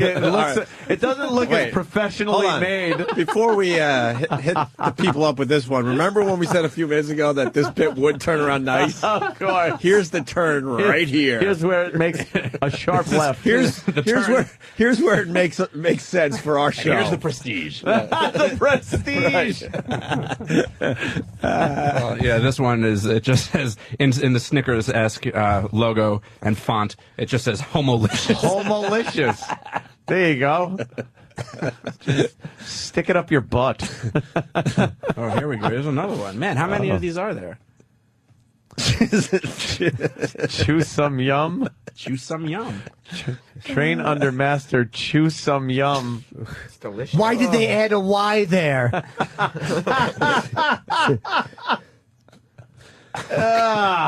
Take night classes at the Chuniversity. But it's just a candy bar. You can't. What? No. Oh.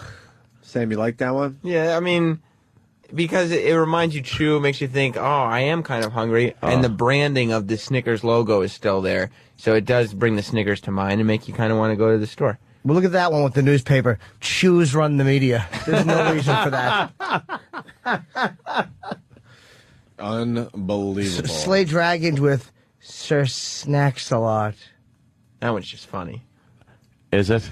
Yeah. Sir Snacks a lot. It's a play on Lancelot. Pat from Munaki? You know, guys. Well, I figured Making you need his a little way- help today. Down the hallway. All right, well. Hey, Gomez. Why is he here? I mean, it's good and all. I love when people just stop by. All right, let's get back to the candy bar bit there. Oh, yeah. Master Peanut. It's like Master P. Yeah. Yeah. Nut. Enough with the Patrick chewing. All right, where were we? Number 6 was what? What, you giving up on Joke this for bit? that one.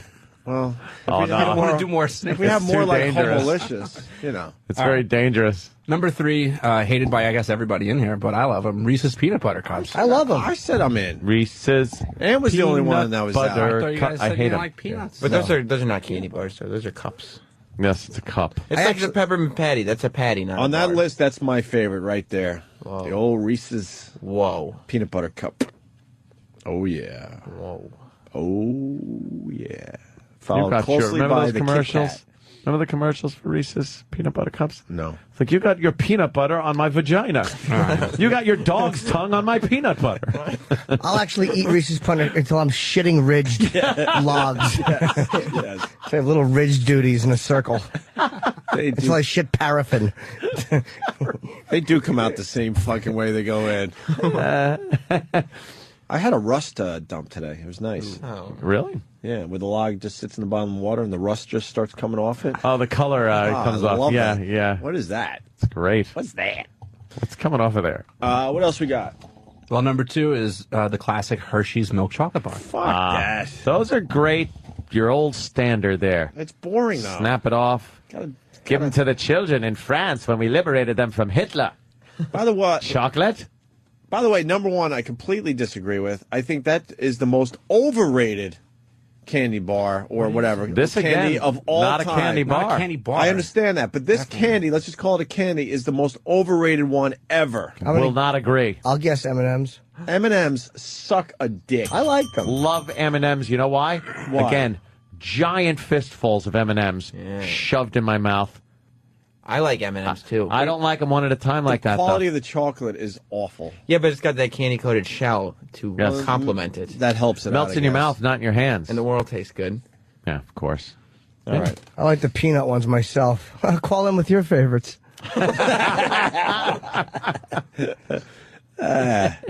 This whole show is trying things. That's all. This one worked. You think this one worked? Oh, of course Yeah. it did. Come on. Sure. It's fantastic. M&M's number 1. Who would have thought? What? M&M's? Some morning zoo is talking about fucking shitting right now. Yeah, I know. Yeah, how much cum would it take to fill this? Yeah. Oh, speaking of which, we got a brand new one. of How Much. Oh, another from the How Much series. Yes, a brand new How Much. Wait to How hear Much that. number 2 is coming your way in a few minutes No, here. we did How Much number 2 already. This is something completely different. What? It was a bad joke. Just give me a crash. What? Wow. Number 2 as in duty, which we did on the air. All right. You want to do the best man speech thing still? Please. All right. Let's try to save this segment. Bad best man speeches. This is Nervous Guy. For those of you who don't know me, I'm Dave. I'm the best man, obviously. I've known Clayton and Alicia for a little while. Good while. I don't know. But just wanted to say that not big on speeches. I can personally say that He's ruining the wedding. all right. Do you like him? Yep. What do you got to say? Well, I've known Clayton and Alicia for a long time. Speech isn't really working out, obviously. I just wanted to say that we've been together for a while, and we've seen them together. We're always happy, and I just like to wish them luck, and I know they'll have a good many years behind them. Behind them? In front of them. Oh. Like to wish them luck. So here's the. What? Clayton Alicia for years. Wow, is he he bombed. Is that the speech? I think that's the whole speech, and they didn't even know when to Now they raise clink their glasses for the toast. You could see the glimmer of sweat on his forehead. He tanked. Wow. Our Bud Dwyer speech was more comfortable to watch. You want to hear Goofy Guy? Yeah. Goofy Guy speech? Yes. Bad best man speeches. Here's Goofy Guy. All right, so the thing about having a younger brother, Jared, is no matter what you do, a younger brother is going to look up to you because I can kick his ass. Fans in on it. Yes, corny. All right. So, being an older brother, I had all the experiences first, and like playing video games. You remember I played Donkey Kong and rip out my hair, and you see my hair roll is Donkey Kong. Is this one hard to hear? Is this what he's doing? Yeah. This guy's an ass. He has his sleeves rolled up. He has big mutton chops. Talking about he ripped his hair out because he played Donkey Kong. It's kind of hard to hear. It's an awful speech. I honestly can't hear it. Yeah, I'm having a real tough time. Yeah, Should we it's just cut our tinny. losses? Yes, Try another one. Just get up until at least like the 240. I know it might be a little stretch, but I'd be the first to play sports, first to go to school, and first impression of the teachers, and then you go and have the same teacher I had, and they say, you're really smart. I thought you were retarded like brother.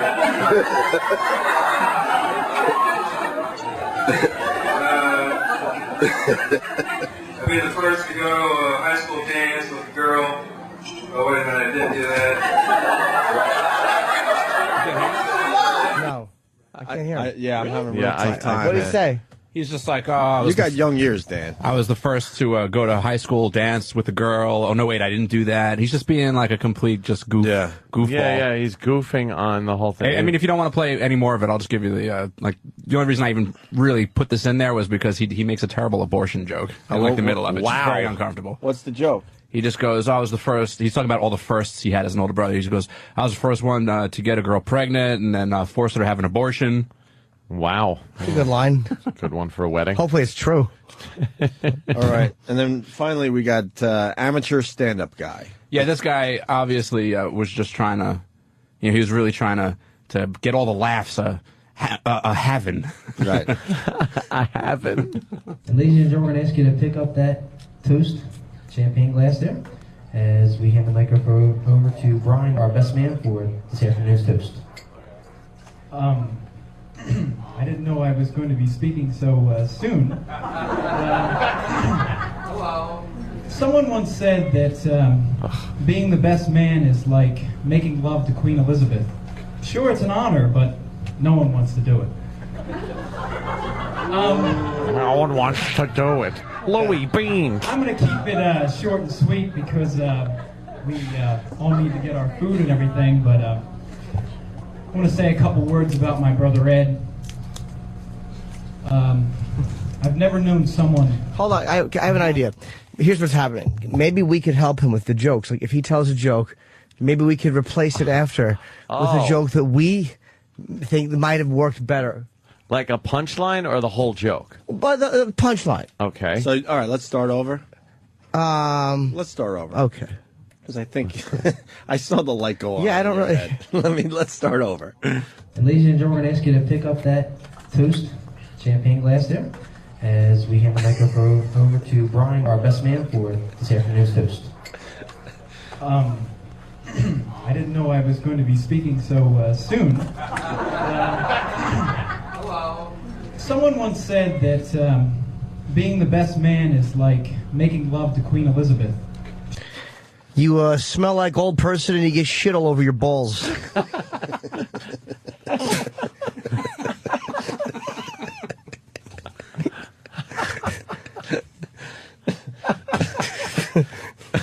Do you have another one for that? No, that's it. Okay. I wasn't sure if I had to back up. Good enough for me. Yes, that works. Sure, it's an honor, but no one wants to do it. No.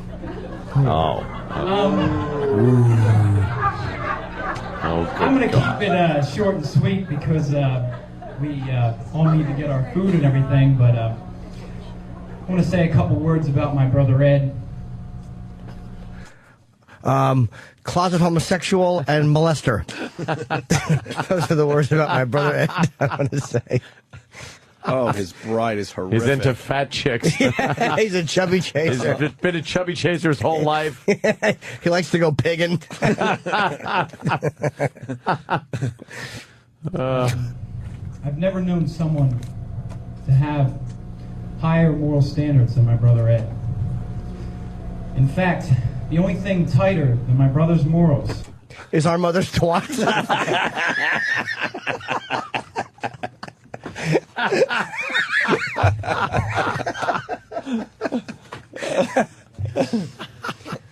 The only thing tighter than my brother's standards. All right. Give me that line. Yeah, you want to go back a little bit? Yeah. All right, let's somewhere around here, hopefully. Standards than my brother Ed. In fact, the only thing tighter than my brother's morals is Ed's fat wife's fucking cummerbund.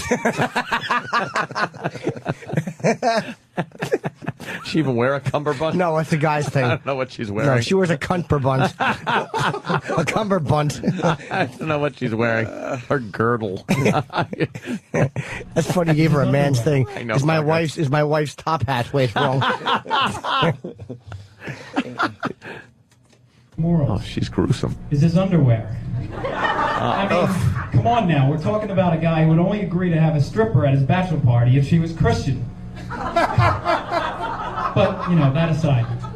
But it's a good thing that she wasn't Muslim, or she might have beheaded him and his bride and put both their heads up and screamed something religious. Boo. Boo. I want to say, killing. Ed's a great guy. I think everybody here would agree with that.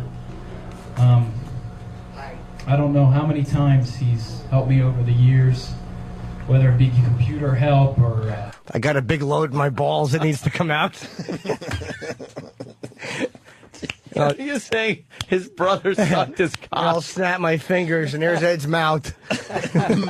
Right on milking duty.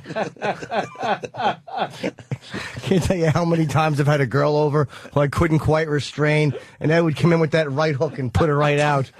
I'd take the front, he'd take the back, we'd high five. He married this one. I don't know how many times he's helped me over the years, whether it be computer help or help moving or just plain advice. Is invaluable to me. And there's another thing I know about Ed. Uh-oh. He loves Colleen with all of his heart. Through all the tough What's his wife's name? though? Yeah, exactly. all his heart and half his arm. She's a big girl. thing I know about Ed. He loves Colleen with all of his heart. And she loves him with all her cholesterol plaque in hers. Yes, and she loves him with all 4 of her hooves. Through all the tough times, they've always found a way to reconcile and become stronger. She'd go out and sleep with a black man, and he'd forgive her. He's a cuckold. He got brought up on rape charges, and she drove him to the police station and supported him. He shit his pants. She threw him out. Fucking cuckold. That's the end of it? No, we're... They've always found a way to reconcile and become stronger. Stronger. Their love is as certain as the destruction of Uncle Frank's liver. Oh, that Uncle Frank. Shit, no, you didn't. They You goofed didn't on go Uncle there. Frank's liver. Stop it. And he points at Uncle Frank, and he goes, now everybody knows you don't drink. You just got liver cancer, which is very rare. Just bums the whole wedding out. Uncle Frank hadn't told anybody. He's just trying to keep it under his hat. Yeah. All of a sudden it becomes the talk of the wedding. Has nothing to do with the couple anymore. Uncle Frank's liver. Right. You didn't say that, did you? Do you know he was just diagnosed with the liver cancer? Yeah, fuck him. So a little fun jab at the family. Mm-hmm. Their love is as certain as the destruction of Uncle Frank's liver. Liver. Their love is as sure as Frank's need for Viagra. Their love, well, you get the picture. They have an incredible bond. And his wife's in the back. His dick doesn't work. It hasn't since the prostate surgery.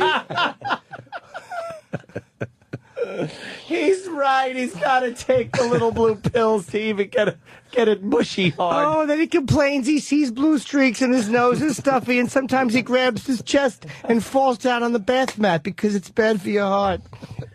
Holy shit. This guy stinks. Cackling hens love him. They're loving it. No, but all seriousness aside. All seriousness aside. What? I hate this guy. What's going on and on? Jesus. No, but I wanted to say Hit him with the red light. I can't imagine a better bride for my brother than Colleen. And I want to let them know that just as Ed has always been there for me, I will always be there for Ed. And I'd like to give a toast. Long life and eternal happiness. And lots of cud for the bride. She looks like a dud. Yeah, she just looks like a fuddy-duddy. That wasn't that bad. He told a few jokes, but he didn't get crazy. Well, he was all right. Yeah, with his monotone delivery, with everything. My brother Ed's got to go home now and fuck this thing. He Poor met her, Ed. met her during a cow tipping gone wrong. She fell over and he went, oh, sorry. You want to marry me? We are going to take a break. The reception is going to be held underneath her dress shortly after. You notice it's like a tent. Wasn't bad. I liked it. Well, Yeah, I liked it From too. Rico the tent maker. And you see all these flowers and stuff we don't even have to get rid of because she'll just eat them. See, she's fat. Yeah, and farm animal. You're supposed to look your best at your wedding, man. Yeah. If that's the best. She It's all couldn't get down downhill from there. any skinnier. Maybe she is. Maybe that's Yeah. as good as she can look. Fucking Uncle Frank rules, though, huh? Yeah, bad liver. His cock is worthless. He's got problems. He's a hard drinker. Drunken, fucking impotent cocksucker. I have a feeling the alcohol is affecting both problems. The liver and the functionality of the penis. Just put down the drink, Uncle Frank. She does not look happy there. No, man. She didn't Look, laugh she's once. not. Wow. Ugh, that guy's going to be in hell. He's laughing, and she kind of put her head down and went like, oh, God. Fuck her. Well, she knows Uncle Frank doesn't need Viagra because she has a nephew that Uncle Frank bounced on his knee. And Uncle Frank had a tent in his undershorts, so she knows what the real problem is. It's not Uncle Frank's functionality. Everyone else is laughing, having a good time. She's a fuddy-duddy. Yeah, of course she's probably sitting there going, this is my Princess Di moment. You're ruining it. He's ruining it with his stupid joke toast. This is just supposed to be about our love. Hopefully she'll have a Princess Di moment in the tunnel. On the drive home, right? Why don't we take a break? Pat from Menaki joins the show now. Pat is here. Hey there, Pat. He just makes that head. He is constantly walking around like his message board icon. Mm-hmm. His head goes back and forth.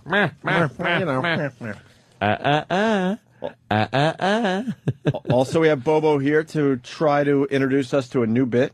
New bit. He knows that the Bruce Springsteen wall bit is officially dead. Yes. He pretty much just destroyed it and killed it. And now we'll see what he comes up with. And the big get after the break, no one's going to go anywhere. Finally, Anthony has brought in some sample audio of his Live from the Compound show. Yes, see? I'm helping the program. This is why Anthony should be allowed to continue with Live from the Compound, because it brings material to our show. You know what we're like, Opie? We're like radio's version of policemen. We are constantly on duty. I like it. Like we're constantly on duty looking for the next thing. Like that. I like it. And it doesn't matter what time of day or night. Yeah. If we find it, it's our job to use it. Don't penalize us for doing more work. More work! You got the big show that does way less work. More work. Get on his case for less work and leave us alone for doing more work. The whole snow cone. Pay me! That's consulting right there. How much should I charge, Ed? 200. 200. For that right there, 200. It's the most basic stuff. And you round it up. Every 15 minutes is 200. Right. So even for a second, it's 200. I'm going to be rich with this consulting business. If it's 16 minutes, it's 400. It's very, very logical. Yeah. Leave us alone for doing more work. Yeah. Bother the other guy for doing less work. Exactly. Pay me. Pay me. Pay me. So some samples of Live from the Compound next. I heard it's Live from the Compound versus the Mega Pain show. Yeah, Mega Pain show. I can't wait to hear that. I'm just kind of teasing it. I can't wait to. Yeah, I'll set up how it was done Awesome. and what it looked like, and then we can listen along. Now, a lot of reaction to the interns doing about an hour on our show yesterday, yelling and screaming and competing, and Simple Mike was crowned executive intern yesterday. And I got to tell you, I know a bunch of people tweeted me and said they hated it, but a lot more people tweeted and said they loved it. And that's just the nature of the beast. If you didn't like it, I don't know what to tell you. I'm sorry. We try to do our best here on a daily basis. We try. But more people truly did like it in my little dumb world. With that said, Sam went backstage to get the reactions of the interns on the new executive intern, Simple Mike. Okay? We go to break with this. And now, backstage with O&A, here is Primetime Sam Roberts. I'm Primetime Sam Roberts, and the Opie and Anthony Show held a best audio contest to crown the show's new executive intern. Intern Simple Mike won the contest, leaving other interns like Angry Matt a bit perturbed. Hey, Matt, are you glad that intern Mike is your new executive intern? Who? Intern Mike, he's your new immediate superior. I don't know who that is. Mike. Yeah. I see it. There he is right there. Red t-shirt. I see Dennis and I see the wall. Do you plan on obeying Mike's orders? I have no idea. I don't know who Mike is. Next, we found intern Evan, who felt like he was robbed. Evan, what went wrong in there today? Almost everything. People's perspective of leadership amongst the interns is heavily skewed. Well, the perspective is that intern Mike is the executive intern, and that's because he was appointed such. Yeah, I don't agree with that at all, and I think it's detrimental to the entire Opie and Anthony show. Are you planning on listening to Mike as your superior just for the good of the team? Absolutely not, because it's not for the good of the team. Listening to him would be not listening to reason. Did you think about that before you said it? Yeah. Did it sound better in your head? No, it didn't. And it sounded just as bad coming out. Finally, we caught up with Simple Mike, the new king of the interns, to talk about his newly won title. Hey, intern Mike. Congratulations on your victory today. Thanks, Sam. Are you excited about your new responsibilities as executive intern? I'm excited to see how the team starts operating as a whole, and hopefully we'll get some better teamwork down the line and just keep the show going. Because they seem very pissed off at you. Well, I wasn't in charge of the competition. So what are you going to do? You're the executive intern. What are you going to do? I mean, you're asking questions I don't have or want to give the answers to. So you don't have the answers? Or want to give them. But you don't have them? I might. Is one of your strategies as a leader to stay as diplomatic as possible? No comment. Is there any time that, like, you see a mic in front of your face and think, oh, maybe I should be entertaining? No.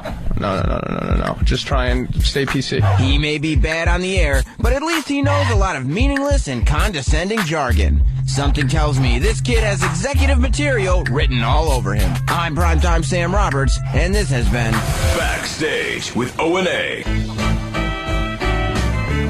Oh, boy. There's always something around here, isn't it? What's going on? It's hard to do a show when this is going on, so we should bring it to the table. What the fuck's going on, Steve? We just had a fun time with Liquidus, and now we have to deal with a major issue, actually. Apparently, there may be an issue with those pre-recorded promos for Jim's comedy gigs. My gigs, they're saying equal advertising, so I can't run my pre-recorded gigs? You've heard them before here on this channel where Jimmy is recorded. There's musical background. They're very funny. It's like, see me in Poughkeepsie or something like that. And they're saying now that those can't run because why? The reason I have heard in the past, now this has not been related, this has not been relayed to me specifically, is that those gigs, when they're pre-recorded, are the equivalent of a recorded spot. And what's the problem if it's the equivalent of anything? Why isn't the comedy club paying for it?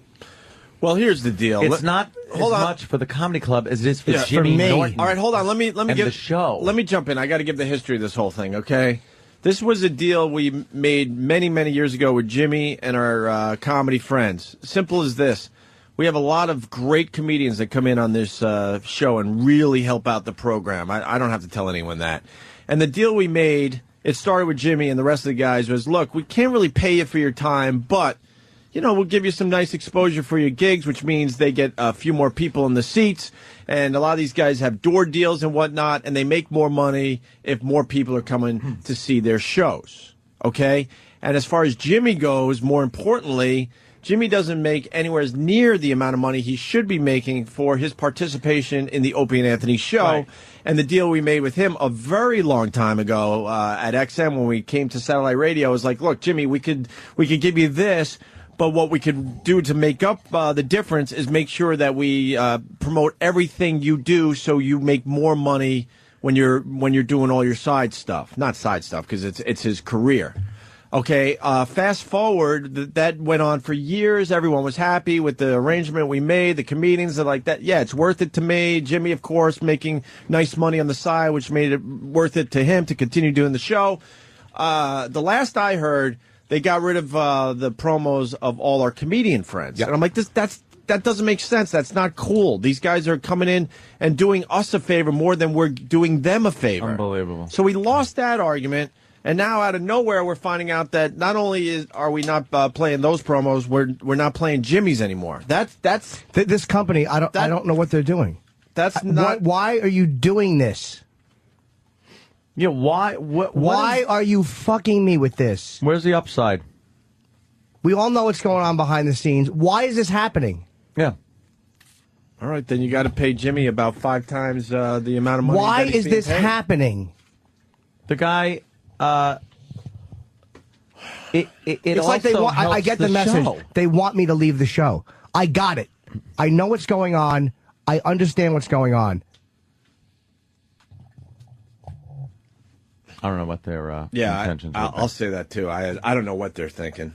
I really don't. Because it makes no sense. I try to avoid them at all costs because so far I don't really understand their logic or strategy. This makes with no this sense. whole radio thing. Don't they know that Jimmy going out and doing gigs like gets people to listen to this show? Like they see Jimmy and might not know Opie and Anthony from a hole in the wall. Sure. But then they know Jimmy Norton and they go, "Oh yeah, that guy's funny." I think there's an intellectual side of it that they completely get, and then there's the business side of it that they that is completely. No, that's business. Right. They gotta. Well, no, they gotta look past that because I agree with you. At every turn. I mean, if they want to look at the business part of the whole thing, then Jimmy is drastically underpaid. Then this was a way of making up the money. Right. So if they want to do this, then if they're looking at this from a business standpoint, from a company standpoint, then they got to make a brand new deal with Jimmy and pay him a hell of a lot more money than he's making. They're not going to do that. No, I understand. So They're not that's where going to the pay me issue more. is. They're not going to run my promos. This was a way of making up the difference because we all know Jimmy was underpaid at every turn. It's fucking. It's. I've never had this in my. I'm doing comedy 20 years, and I've never had this kind of an experience. Yeah. In my career, never. Being loyal means nothing, man. No. There's. It means nothing. That's gone. Just gone in this business. It seems like they try and fix things that aren't broke. A lot. Good one. Good one, Pat. Okay. I'll sit here. I would agree with you if it wasn't for the fact that they just try to fuck us at every turn. I know. I know know what that. I mean. It's like this is just another thing in a long list of things that make no sense, yet they feel for some reason they have to continuously poke us.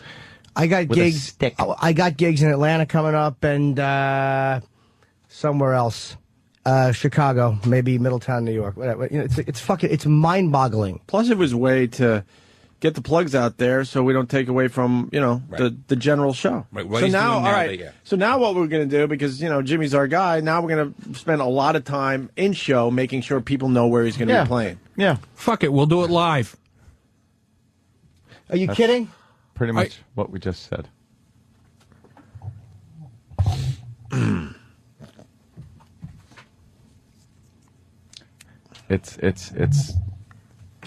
It's beyond infuriating. And we all know what else is going on. I'm not going to get into it. But it's like, why are you doing this? Why are you doing this? Mm-hmm. I'm speechless, man. I'm really being loyal means nothing. Yeah. Oh, God. Unbelievable. Mention them all you want during the live show, Jim. Steve, shut up. Is All any for real? Shut up. Is anybody here? That's not going to solve I anything. know it's not going to solve. He's red hot. I know you're going to do it. It's not. For what? Thank you.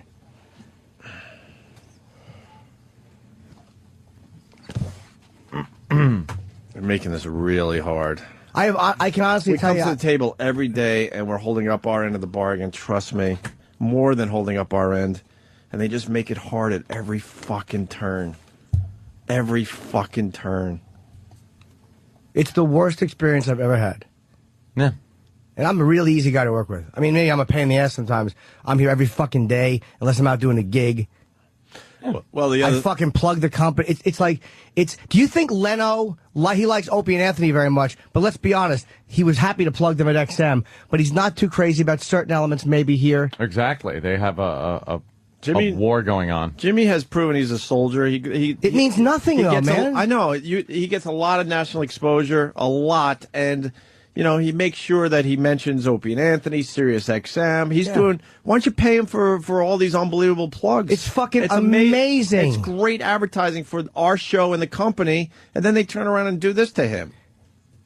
It's like you just want to keep playing hardball until I walk. Why don't you just say that? And the other thing that's happening with Jimmy that we can't even bring up on the show is a doozy. It's amazing. It's amazing what is happening, and none of us are allowed to talk about it. No, don't even get into that. Yeah, I know.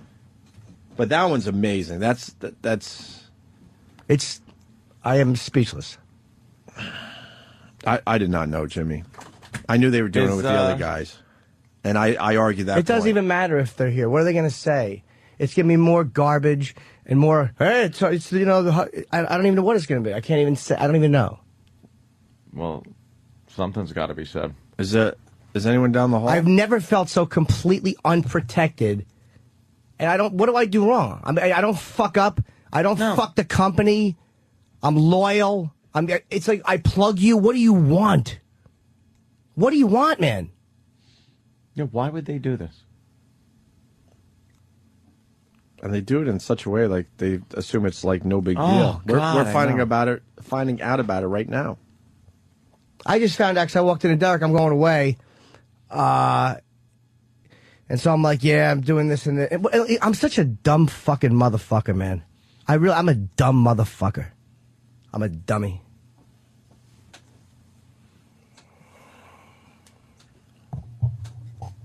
Just a dummy. Ugh. I hope they're real happy. Every day. Thanks They don't give a shit, man. Thanks They for don't- derailing. Every day it's something. Every day. It's just one thing. Why? Stop making this so fucking hard. It's easy. This is so easy to come in here, do our show, but there's just fucking a ton of people in suits that are No, it's not a ton of people. It's one or two. Well, yeah. But there's a bunch of people trying to protect their jobs, so they have to come up with shit. And so why do that? Why do that? It constitutes a commercial, and so what? It's for me, so I can. Technically, yeah. Why are you trying to fuck me at every turn? I don't play the victim either. Why? Not at all. Not at all. Why are you doing that? Loyalty means nothing, man. It means nothing. Like a fucking jerk off. I'm running around marrying myself. Like, am I so fucking stupid? Yeah, you know, yeah.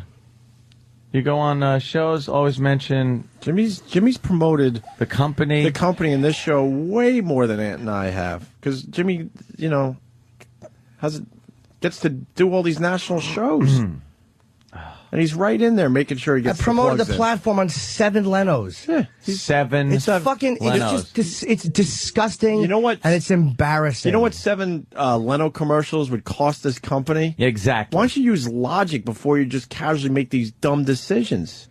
One-sided. 7 commercials on Leno would be you can't even afford it. So you turn around and then take his stupid comedy promos away from him. It's not even the promos. It's the whole thing. It's like why don't you just say you want me to leave and not try to fucking force me out? Like, why are you doing that? Mm-hmm. I don't know their intentions. Every time you say that, I got to say that. I don't know how these guys think. I'm baffled by these guys. Baffled. They promise things to our face, and then all of a sudden, because of something that happens, all of a sudden the promises go away, and their answer to that is, well, what do you want me to tell you?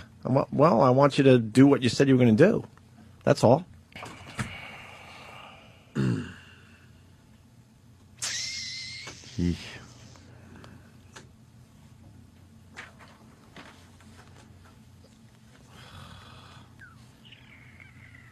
It's just too infuriating.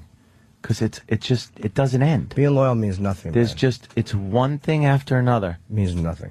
Whether it's a bit we want to do that gets turned down, something like that, or something like this. And everything else in between. It's a constant screw job for no reason. Just because we were on the shitty end of the merger stick. Well, the other guy takes half a year off. Merger. Oh, my Yeah. God. But I'm such a dumb motherfucker. Oh, it's gonna be good. We'll merge. It'll be. I should be shot. Oh, just thinking about I'm saying it. Yeah, saying it. Yeah. You were excited. I think I'm Jimmy such was a fucking dummy. Jimmy was way more excited about the merger than Ant and I were. He was God Almighty, am I fucking stupid? It was just an awful fucking thing that we, worse than I ever thought it was going to be. To tell you the truth. How do you deal with people that just fuck you at every turn? It's I don't know what to say. It's mind-boggling. I'm speechless about it. I really keep saying that. I apologize. I'm sorry, Pat. I didn't mean to. No, it's all right. Who made the? I want to know. I would love to know who the one person. We all know who heard the commercial. That made the decision. We know who heard the. We know who made the decision. Yeah. We all know who made the decision. There's only one person. Then that can make person's that got to be decision. spoken to. Yeah, and it wasn't Mel. Oh, really? Some people are going to say Mel. No, that person's got to be spoken to. Then. Yeah. It doesn't matter. Never had a good conversation with a guy. It's a tough conversation every time. So good luck to you. It's always what can I get. It's not one moment do you feel like you're doing your job. You're here every day. Jimmy, go down and talk to him. For real. It's mind-boggling. But go down and talk to him. But I'm not going crazy and saying stupid shit. You're going crazy thinking you're going crazy. Go down and talk to him. Yeah. And we certainly will. Go in there and say, we'll have the same conversation with the guy. It only seems like it could only be a misunderstanding, because anybody who hears Jimmy on the show doesn't want him to leave. It's not a misunderstanding. That's ridiculous. Believe me, it's no misunderstanding. There are no misunderstandings here. Everyone understands that we are the bastard children of a defunct company, XM, when they got steamrolled because of incompetent fucking XM management. Mm-hmm. They got steamrolled by Sirius. Mm-hmm. And everyone on the XM side of the merger just got giant dicks up their ass. Maybe you're still an asset. Well, we're assets, all right. Or ass. Liquid assets. Liquid ass at. Why don't we take a break? Yeah, let's do that. We'll see what happens. I don't know if we could get the show back on track today, to be honest with you, but we'll try. That is a biggie. We'll try, because this is a game changer. God damn. We got a game changer in our midst. They are like, I just don't get it. Oh. It's just, look, let me just run the company, for real. Yeah. Because, I mean, anyone could do this. For real, I could run this company. I could run programming easily, so easily. I'll leave the microphone and I'll go behind the scenes and I'll fucking produce a product, motherfuckers. Wouldn't that be great if you did that and you turned out to be one of the biggest scumbags of them all, just fucking all the air talent over, dude? But I mean, all kidding aside, it's like it's so easy. I know. I've seen it. I've been in radio since 18. Since I was 18. Sorry, I'm stammering because I'm stupefied. And what I've seen over the years, the one thing I've seen over the years, over and over again, is how they just make this so complicated when it's the easiest gig in the world for everybody, whether you're on the air, off the air. It is easy, but they just make it complicated, and they layer everything with all sorts of layers of management, and they overthink everything, and I've seen it's unbelievable. I've seen the radio. Leave everything alone. You hire creative people, let them be creative, let them do what they're doing, because they really do know best. When we're doing all these side things, trust me, we know what we're doing. If it works, we know what we're doing. Leave it alone. If it doesn't, then do something. But if things are working, just leave it the fuck alone. Leave it the fuck alone. Just leave it alone. Oh my God. We'll take a break and see what happens next. Opie and Anthony. You're checking out the Opie and Anthony show. Hi. A little update. Jim Norton's down the hall talking to somebody in a suit. It's been down there for a long time, so when we get an update, we'll let you know. Get things hammered out. In the meantime, we'll try to move on. I don't know. We're just waiting on Jimmy, so we'll see what happens. Yeah. Anthony, live from the compound. Yes. A little thing you do on the side. It's a little side project. Which is very good for the whole O&A brand. It really is. And you have, is this Jimmy coming back? Looks like, yes, right? Who's he? He's walking. Steve? Why did you see Jimmy and Steve. Steve? I don't know. That's what it looks like. That's a long hallway, though. We could be waiting I for know. Jimmy for the God next damn, 2 that minutes. hallway is fucking ridiculous. Ridiculous. Well, anyway, you brought some audio from live from the compound. Yeah. Very funny audio, actually. Yeah, last night, having a little fun. Had a bunch of people in the room. Should we wait for Jimmy? And he's only 50 yards away now. He's Yeah, walking yeah. down the hall at the 50-yard line. Because I don't want to interrupt you. No, it's okay. All right. As Jimmy makes his way into the thing, he's chewing gum or someone's tongue. Yeah. And Well, Bladder's a reasonable guy. I mean, I'm not kissing his ass, but he's a reasonable dude. This humongous is a reasonable fella.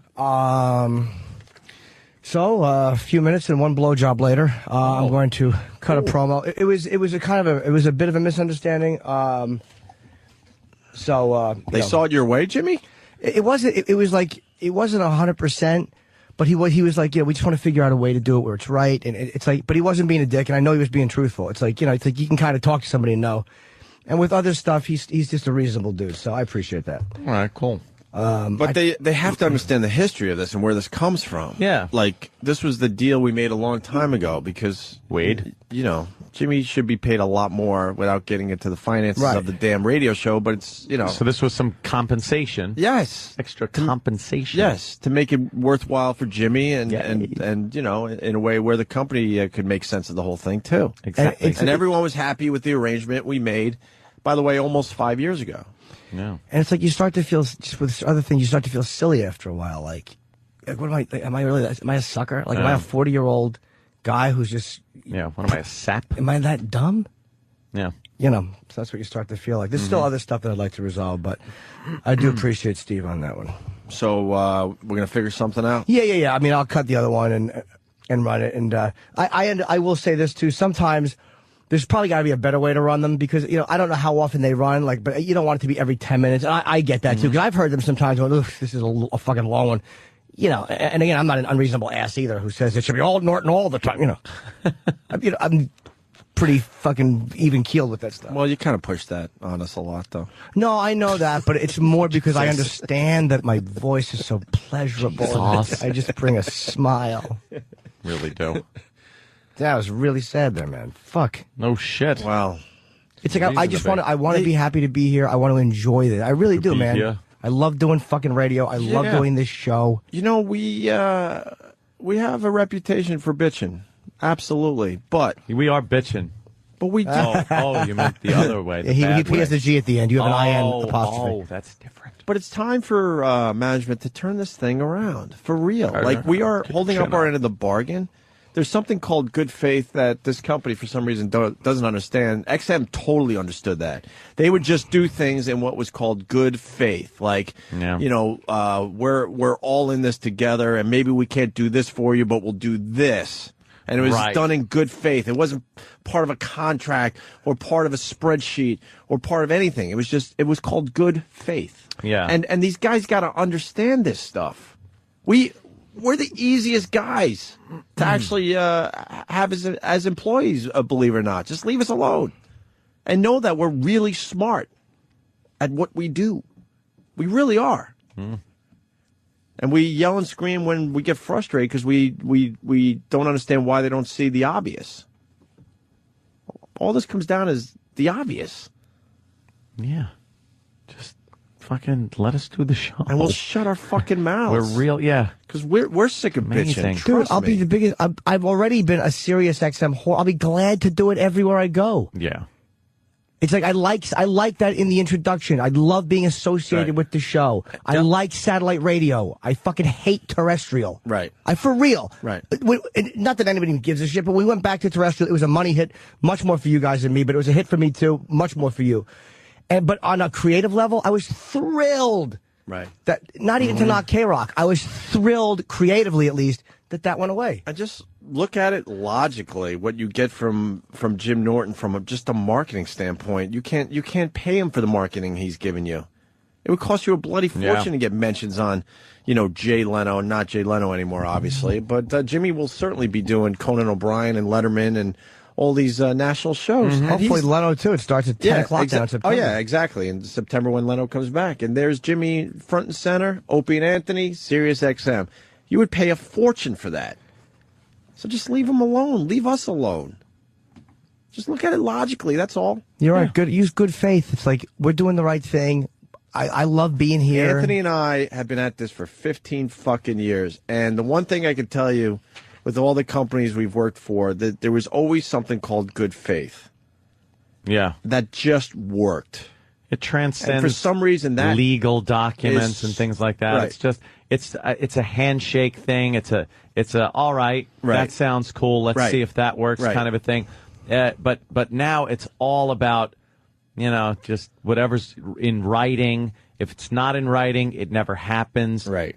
There's this whole thing of just fucking no human contact. Right. It's all done with other people and delegating to this one and that one. And in fairness, they did a little good faith recently with like our side projects, because they were having a major issue with both of our side projects, not just Anthony's. Yeah. You know what we could tweet and what we could film and what we could do this and that, and we basically sat him down and said, look, this is a gray area. Trust me, we've been doing extra credit our entire careers, and it just works and gives us a better grade in the end with the listeners and the fans and the subscribers. We're bringing more people to the platform because of some of the extra shit we're doing. This is, and maybe you can't pull out a pie chart, but I'm telling you, what we've been doing this long enough to know, yes, this works in the end. And what Jimmy does also when he does gigs and does these TV appearances and stuff, it's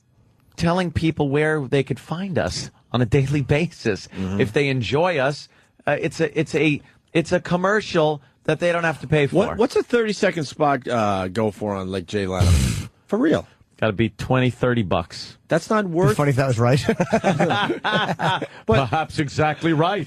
But if you sat down with management instead of and actually just had a conversation, go, look, this is what a spot on Jay Leno would cost. Yeah. So why not continue to have this for free? And all you have to do is give up a few fucking promo mentions for comedy clubs in the middle of nowhere for Jim Norton. Yeah. So he gets fannies in the seats. And guess what? Some of those fannies that go into that comedy club turned on to satellite radio and the Opie and Anthony show. And things that I'm doing and that you're doing, it's the same thing. It's a commercial for our show, for our morning show here. Right. This is seen as a home base. This is the place. Right, yeah. Everything else, revolves around this. So if we're doing other things, it's to bring people here. That's the bottom line. And a lot of times we're taking our own time without compensation and doing that. But they got to see everything as this threat, this thing, this horrible thing that we're doing that isn't supposed to be done. I mean, why? Because everyone else isn't doing it? We're innovators.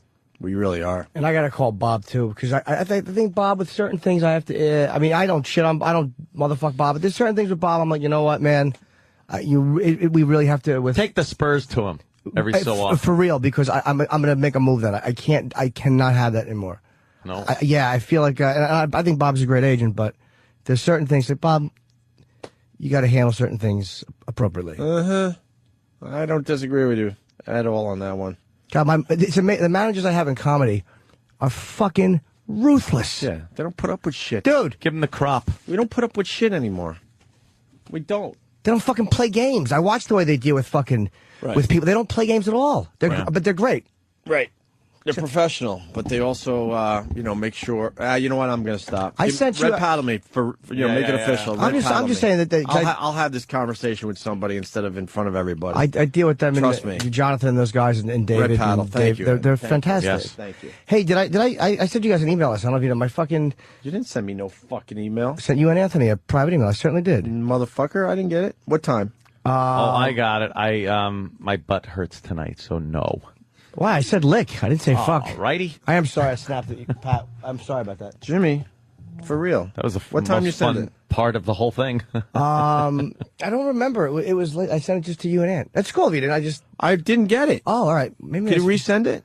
Yeah. You're sending it to this? To G.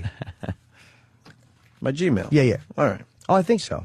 Okay. I was just, What does it say? Oh, Or is it too private to bring it No, it's actually not that private. I was just apologizing for being kind of worthless yesterday because I was having a bad day. And you know what? I was pissed all day that you didn't apologize for being worthless yesterday. I know, but I normally and would. if I would have got the email, I would have been much happier. No, I'll normally start the day with an apology that I'm about to be worthless. But what, though? And my fucking Well, Nikki is here to make everybody Oh, wait a happier minute. Hi, and Nikki. brighter. He just gave us the Man, does he love flipping us the bird. People love the bit, though, Nick.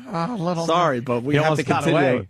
He almost got past us that My time. dumb little Nicky video that I made with Ann yesterday, it's horrible because the microphone's in the way. You could barely see the guy. I put it up on Zanel. But it's little Nicky. It did really, really well. And it's a stupid 20-second video. I didn't get the email. Oh, it's okay. Cause I had a death. He's my business manager. My accountant. Fucking, he died yesterday. It was fucking the guy who told awful What? jokes.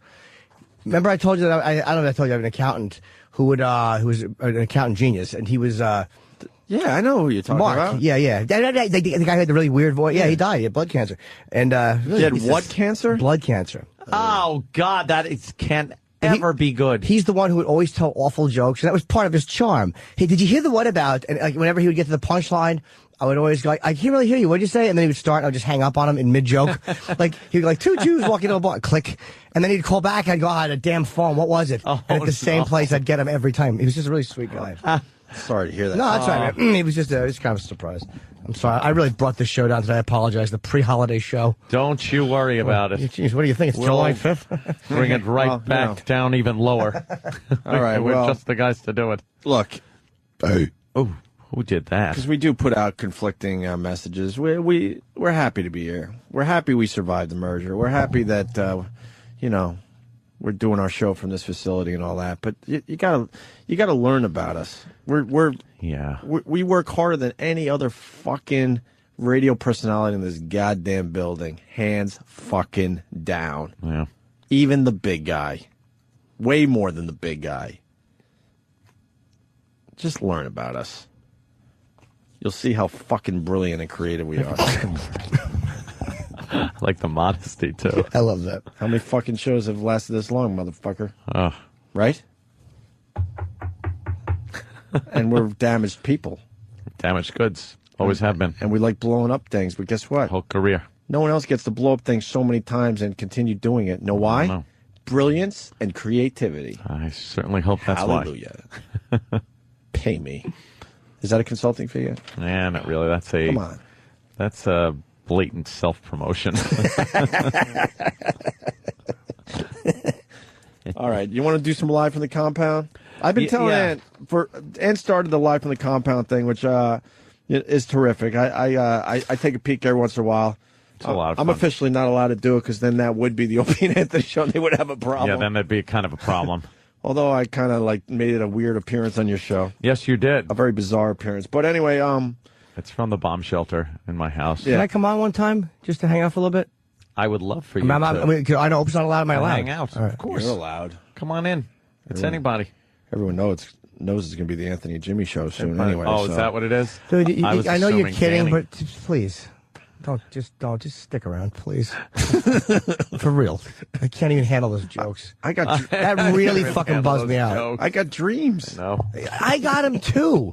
But it's like they're not all got mutually dreams. Dude, dreams are lovely. But they're not all mutually exclusive things. They all coexist. It's not like, I have to have apples or oranges. Fuck them. Never in the same basket. They can all be together. I'm way... Let me think. You've been talking fruits. I'm way happier now than I was 3 months ago.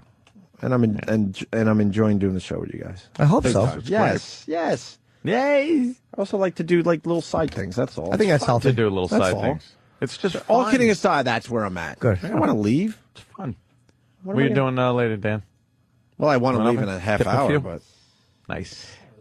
Cool. all right, live from the compound. Danny, live from the compound later. There's a gathering at FH Riley. I don't know what that place is, but I guess Stephen S. from Bayshore is going to be there with a bunch of fans. 400 New York Avenue in the heart of Huntington Village. When? This is fun. Oh, tomorrow night, Stephen S. Tomorrow night. Stephen Ass. because a few fans are coming in from somewhere else, and they're all going to gather at F.H. Riley's on Saturday. nice. So Stephen S. wanted me to get the word out, and that helps the show too, believe it or not. They do gather there. They gather, talk talk about the show, and whatever. It's always about the show. So live from the compound. Ever since this thing started with Ant, I'm like, dude, you got to bring in some of this stuff for this show. Yeah. And Ant finally has done just that. Last night you were doing live from the compound, and you got into it with a show called the Mega Pain Show. Yeah.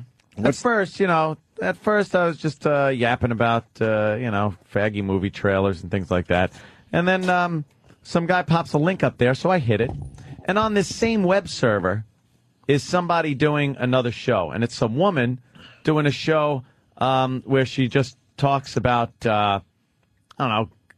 guys and girls and how men and women should relate to each other and stuff. Just some blah babbling, little Latina woman. And her phone number was at the bottom of the screen. And I believe at the time she had 9 people in the room. That's a lot for most of those shows online. To tell you the truth, you're right. I troll around some of those shows. No joke. There are 9 people in the room. Yeah, I spin around sometimes, and I look at some of these shows, and I go, God bless you guys, but why? Why are you doing this? No one's watching. Invite people over in your living room. Yeah. You could actually get more people just inviting them in your living room and doing the show that way. But you know what? It is the beauty of the internet, because you never know when it goes viral. Yeah. That's why I'm excited about making videos and stuff, because I'm doing it for that one hit that I'm going to get eventually. That's it. Some dumb video Just that goes viral. But that's the logic of all of us. Yeah, you just Not just me and you. Everybody listening to our voices wants that viral experience to happen. I don't even know whether it's with their Twitter, their videos, their fucking podcast, whatever. What my stupid Vista thing went up to. I stopped looking a while ago, but I think it clicked over 3 million hits on that one. It was giant. Yeah, that stupid fucking video went ridiculous all over the place, all over the world. There's comments, the amount of comments on it. And it was because people, nailed it. They love Windows, they hate Windows. Yeah. Is it 3.5 million? 3.5 million. 3.5 million views for this Windows Vista thing where I ran it through my shredder because it wouldn't load on my computer. Yep. And a fuckload of comments. Just because people were like, hey, you're a Mac fanboy, go fuck yourself. And then others were like, Windows is great. Yeah, you got fucking like a really good rating, too. That's like a 4.25 star rating out of 5. That's a phenomenal. Yeah, I know. It really, that was and that was just me setting up a stupid camera and doing it like I was installing my Vista disk in my shredder because it wouldn't install on my computer. So I ran through the instructions and everything and just ran it through the shredder. And people seem. Wouldn't it be funny if all the views were just for me and Opie? We're so starstruck. Just trying to help me out, make me feel good. It's a good video, but it's no backwaxing video. Of course not. Would it be? It's a close second though to my backwaxing video. Yeah. You have backwax? Pre-shaved, Anthony. Look at that. Filmed it. Ugh. It's horrible. Awful. Someone added Pulp Fiction to the. Did they put the? Which I wanted to do, but I didn't have the fucking music. So. Oh, that's funny, man. Makes the video much better. Hell yeah. So anyway, live from the compound, the Mega Pain Show. So brought some clips in. Some guy gives me a link. I click on it, and it's this woman, and she's talking about relationships and stuff. And like I said, she's a Latina, so she's got that real kind of city thing going on. And I hear you. I'm feeling you. I'm feeling that. And I pop it up on my screen behind me because I could roll video behind me and stuff. So I pop it up on the screen, and then I realize the phone number's right there. So I start noticing her room count is going up, and her phone is ringing off the hook. Oh, nice. So now I'm like, oh shit! All of my viewers now are going over and fucking with her. Right. So it was nothing but show references and just giving her. Quite a tough little time. Oh, I can't wait to hear this. Yeah, That's a good look, Ant. That looks great, dude. And that, yeah. But it's visual. Not really. It's just a tiny little webcam. It's no big deal. If you saw that room, you'd laugh your ass off. I have seen the room. Oh, that's right. It's just a little room, and it looks like a giant broadcast facility with a green screen. But it's just a little room. It really is. It's an amazing little webcam you got. Yeah, it's a little webcam with a little stick mic that I use. It's a condenser mic. Yeah. It works fantastically. How do you get Skypes to Three look that camera good? It's shoot. just unbelievable. I'm like fucking Desi Arnaz with this stupid project. Exactly. Without all that pussy. and I have a clip dick. You're a Baba Lush. Baba Booze. There you go. There's the joke. Okay. Way to go, Jim. I'm a good concept guy. I'm bad with punchlines, but I'll throw out concepts. You had a crisis, though, Jimmy. A couple crises. Dude, I've been having a meltdown for a month. All right, here we go. We start with this clip. Live from the compound versus the Mega Pain Show. And, of course, the listeners are just starring in this feature here. Fuck that. That's. All right, my name is Mega Pain. All right. What? I'm not even getting Oh, down shit. with that I thought her nasty phones would be clothes. ringing. Get off me Oh, with that. boy. Oh, this ain't going to be good. Mega Pain Show. Oh, Spit no. your pain. Hey, yo, what you doing, man? You hear about Tippy Tom? Yeah, I heard about Tippy Tom. Hold on for a second, babe. Oh, no. This is going to be Mega bad. Pain Show. Spit your pain. How does she know Tippy Tom? What happened? How does she fucking know Tippy Yeah, Tom? you know, he was, down the block and, This guy sucks. Dude, you fucking suck as a prank caller. Prank caller, prank caller. put two in his chest. Oh, no, she doesn't know. You know, he crawled trying to get to the hospital. Okay, now he's going. Now he's working it. Sucks, dude. Were you a fan of Tippy Tom? Tippy Tom? She doesn't know Tippy Tom. What does she think? He's a rap star? You know, it wasn't cool. I'm sorry to hear that, my brother. My brother. Dude. At first, I'm Very thinking funny. she knows Tippy Tom. I got to tell you something. I'm not used to hearing your voice without me being there.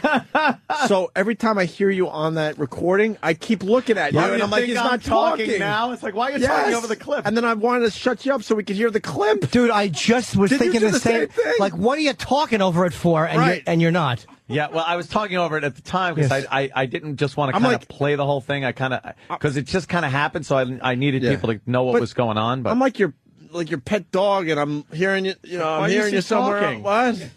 Is that my owner? This is Ant, you're the dog, and Ant's leaving you a message on the machine. Yeah, And the dog's going, I'm all "Huh?" confused. I'm like, I kept turning him like, but he's not talking. why are you talking? I was He's really a great ventriloquist. Okay, it continues with the listener just giving her a hard time. Yeah. You have any boys that, you know, get done wrong lately? That I've done wrong or done me wrong? Or done you wrong? Well, that's what we're talking about right now. We're talking about the DMP, the digital media producer. Oh, shit. What? My digital media producer of the Mega Pain Show. What he did. Oh, what'd he do? What'd he do to you, girl? Well, here's the thing. He was trying to rock game to me, and I didn't want to give him a chance because he was too easy. Oh, he wasn't damn. a challenge. No, and then he you tells me, didn't. Why didn't No, you, you know, didn't, get a little girl. outside, you know, Come get stuff on. Because he wasn't ill. I would not bring myself down to that level. sweetheart. Me neither, baby. For real, why not? For real. Like I said, I'm not going to bring myself down to that level. He wasn't worth it. You know you would have done it for Jimmy Norton, though. No, I wouldn't even do it for him. I don't do anything like that, yo. I don't have to. She- I don't have to No. do anything, yo. I'm What the Mega he's Pain talking Show. about. That's the way it is. That's what's up. Can I get you to say I love the Mega Pain Show? No. I wouldn't listen to the Mega Pain Show if you paid me $50,000. That's an idea.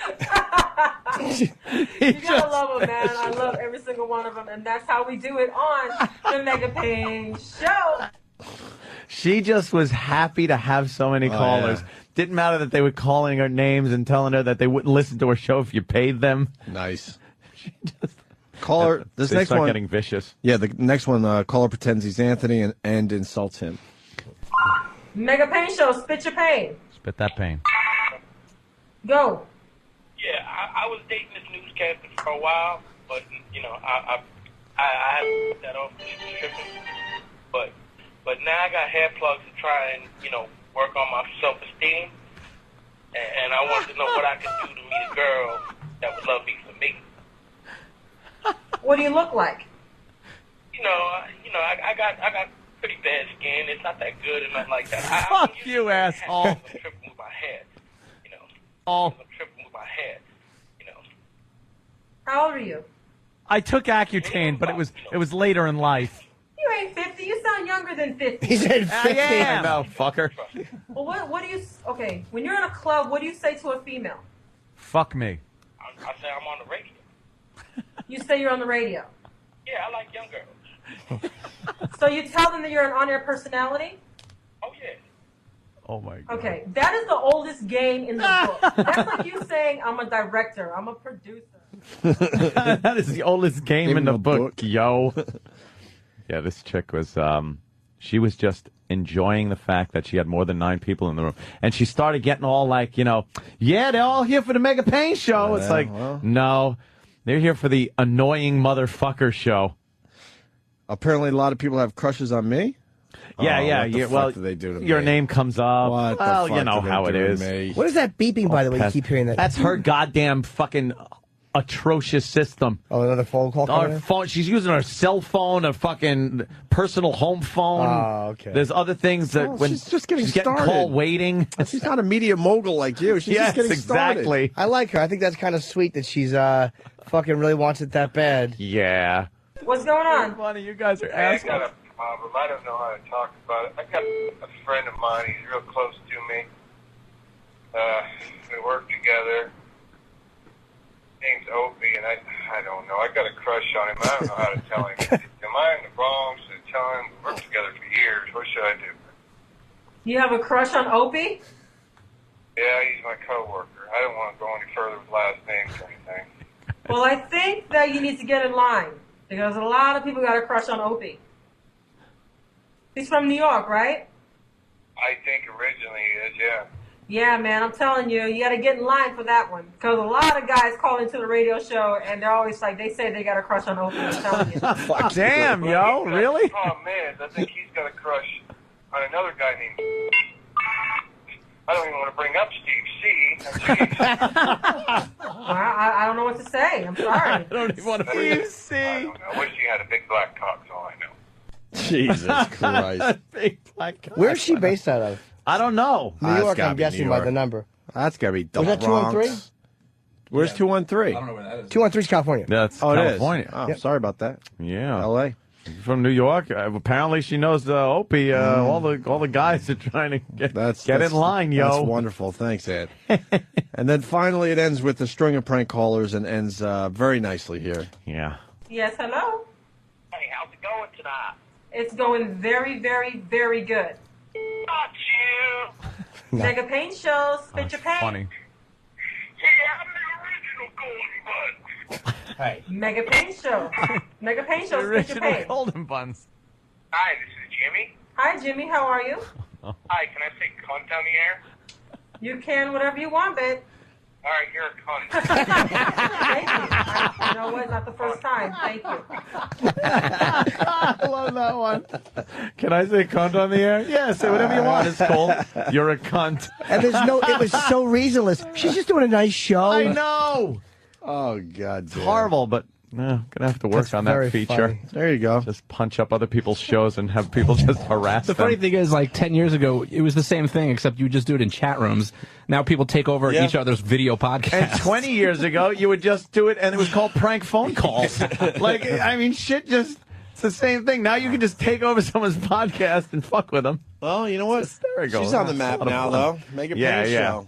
I know. Cool. See? Spit your pain. Spit your pain. Spit your pain. Who knows? Maybe she does a really good show, you know? Who knows? I like a disco ball in the background she got going, and the wood paneling looks nice. Maybe it's a green screen. She gets all dolled up for her. Yeah, she gets all dolled up with the cock rings in her ears. For her show. Those big, giant hoop earrings. Yeah, fucking Hispanic girl bangs. That's start in the middle of her head. Oh, that's horrendous. She's great. She's too good looking for that look, man. Fantastic. Spanish girls' bangs always start around the fucking shoulder blades. It's a fucking waterfall of hair. Shit. It's awful. All right, we're going to go to break, but... I have to tingle. Yeah, But- so do I. Let's tinkle together. Danny has come up with another installment of... What's the bit called again? How much? How much? How much? Of course, this is based... Which way? This is based on our silly discussion on how much cum would fill up this room. Yeah. Remember that? very room, Remember when we did that? Yeah. Well, that Danny, was a lot of fun. That was like the pilot It was episode. a pilot, yeah. Danny took that got picked up. and ran with it. Got picked up, all right. Ran with it with his bit called How Much, and this is the second installment. Check it out. Have you ever wondered how many toenails it would take to fill up a jelly jar? How much earwax would it take to fill a spackle bucket? Well, wonder no more, friends. Join me on my journey of knowledge and discovery to find answers to some of the awe-inspiring questions man has pondered since the dawn of time. Today's episode, Foreskin Bonanza. Did you know the average human foreskin measures a rubbery 2.3 centimeters long? Laid end to end, it would take 4,007,507,961 foreskins to circle the equator.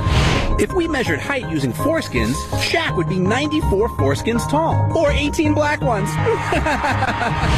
Mankind has patiently waited for the day when science would allow us to measure time in foreskins. That day has come. With 69,971 foreskins per mile and the average IndyCar hitting speeds of up to 214 miles per hour, that equals a speed of 14,973,794 foreskins per hour, or FPH. P.U. I wonder what a burnout would smell like. Stay tuned for another edition of How Much? Opie and Anthony. By the way, we're taking tomorrow off. How about Monday? We're too scared to ask for Monday off. Wow, we should. I think a lot of people are. We're too scared. I was talking to security. I'm like, yeah, a lot of people out today. He goes, yeah, they're out today through Tuesday. Really? They're back Tuesday. Yeah. I think a lot of people are off Monday. See, well, we're the workhorses. We'll be here next week doing live shows. Yeah. Will everybody else be doing live shows next week, Anthony? Nine. As a matter of fact, I'm going to UFC in Vegas for Bob Kelly. Oh, fuck for the you. Brock Lesnar fight. When's Frank that? Mir. Saturday? Next Saturday. And I'm flying out. Next Saturday? Next Saturday, the 11th. The 11th. Why go? Just read all of his Twitters. It's like being there. With Bob? Holy shit, Bob. All right, enough with your Twitters. Dude, the chairs are velvet. But I'm actually going out. I'm flying out after the show. Ah. Dedication. When am I going? I would love you to come. You didn't ask me. You never asked me. Dude, I don't think you want to come. I don't think we're friends anymore. Dude, I wanted to bring this up off air, but might as well bring it up. Come on on now. air. No. Are we friends still? I love you. Okay, I love you too. I for real. Yeah. Of course we're friends still. It's adorable. I get embarrassed asking people, like, if I'm doing... Just fucking ask, Like, if I'm doing... Like, I enjoy when my phone rings from one of my pals going, hey, I want to do with you. And not the sex shit. Oh. Yeah, that goes without saying. Yeah, that's just part of being friends with Just me. happens after whatever you do. Hey, here's fucking Bobo. Is Bobo making Hey, look, his Simple way Mike into the- outside of the studio. Look, we've learned from our past mistakes. Are we going to have Simple Mike on the radio today? No. Nope. Because that's called overexposure. He had enough airtime yesterday. But we have some plans for Simple Mike. By the way, Simple Mike. say that I got a new girlfriend. Cool, it's good you start Bobo, how talking about in you midair fucking when you talk walk on the in. goddamn Guy, microphone? That's he great. just walked in, By the way- walked right up to me By the and way- Jimmy. By the way, I got to say... Guys. But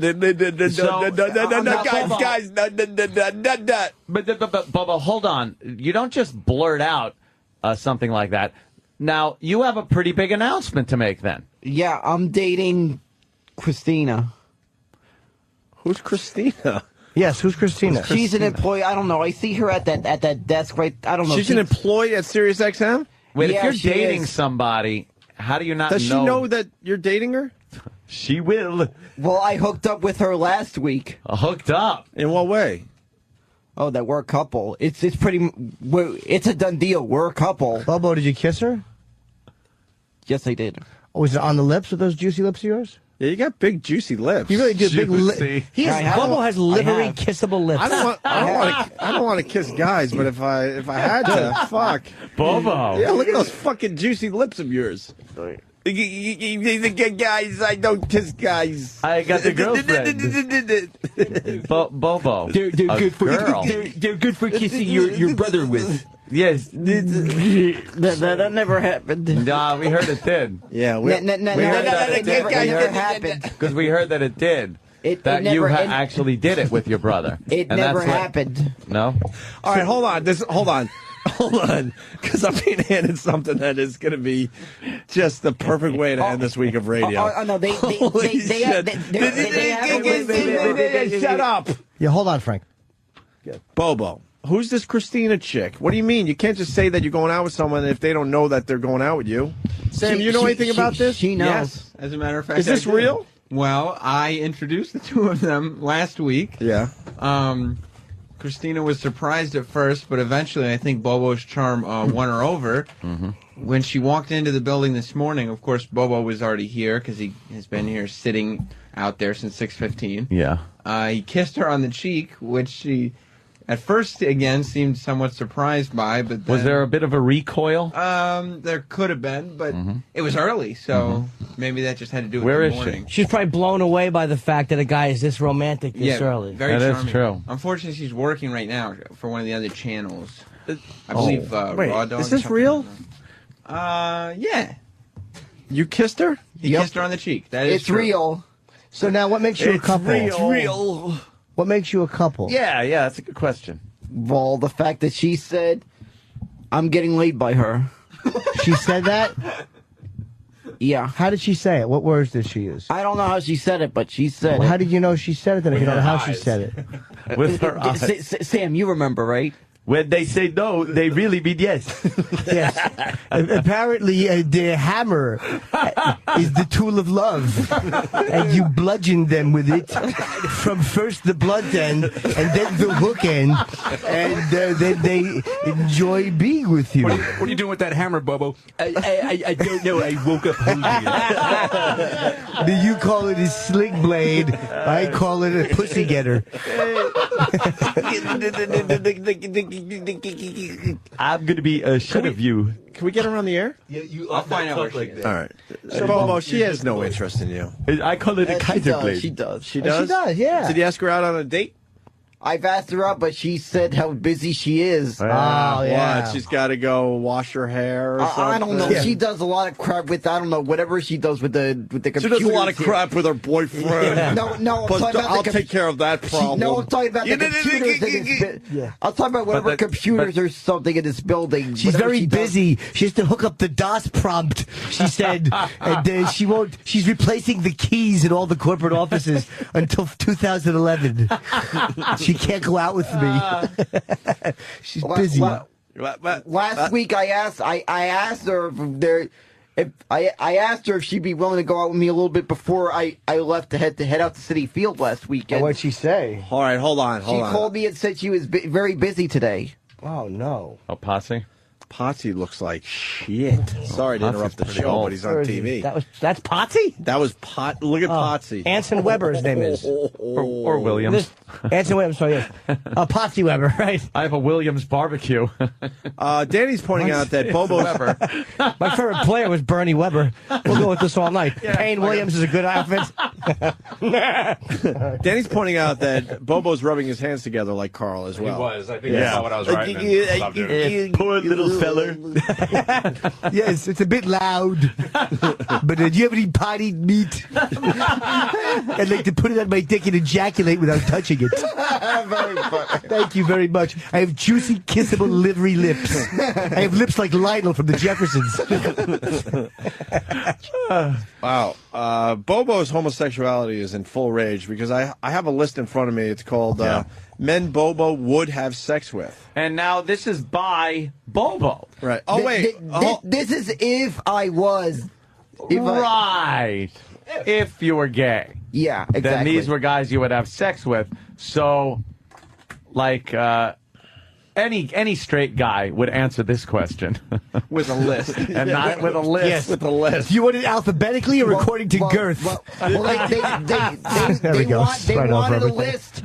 They wanted a list. This is so weird. Trods upon it. You know when amazing. The other day Bobo goes, okay, I'm going to come up with a new bit for the show, and he said, well, I'll admit that I'm a homo, and I'll give you a list of all the people I would have sex with. That's unbelievable. I'm not a homo. That's what you said, right? No. Sam, is that what he said? I said I'm not gay. I said I'm not gay. It's okay if you're gay. No, I don't care. That's fine. We're fine with it, Bobo. Relax. I'm not gay. But to make a list like this proves that you're a gay guy. But it's Well, okay. they asked me but to it's make a okay list. that you're no, gay. you It's all told right. us you had a new bit. When Bobo so you want to talks- tell us all the Well, they guys talk you about would this, have sex with. but there was another bit that I'm talking about the. When Bobo talks, he pulls the headphone off Yeah, his ear. He pulls one headphone off of his ear. I don't think you understand where the larynx and voice box are. The sound is not coming out of there. There's another bit that I was Way doing to focus and plow right through what I just said. Attaboy. There's Attaboy. another Let bit nothing that I was divert you. gonna do where I was going to do this radio DJ. I was going to do Kenny's radio DJ bit. Cool. About being gay? You were going to joke about being gay? No, but I was going to come up with lines. Like what? I was going to try doing the 80s channel. All right, give us an 80s channel. Oh. Jock thing. Got any 80s music in there that what maybe song you could What song you need? give them a little bit of an intro? I'll give you one. Hold for on, the music. Hold Yeah, on, give us an music's 80s gonna song. play. Give us an 80s song, Please, Bobo. Music's gonna play. All right, which one? Give us one. What 80s song you like? Well, I'll tell you one as example. 8675309. All right. Oh, This wow. one- Tommy Two Tone. That's right. Yes, of course. Tommy Chromosome. All right, we're going to play this. Gotta hang on. Derek's on the board, so he's spelling Tommy with a Z. That Timothy Hutton looking drunk. I love him. Is he adult? Oh, he's as stupid as they come. He's actually writing out the words EIGHT FIVE. Hey, what was that number? And should I spell out dash or just put one?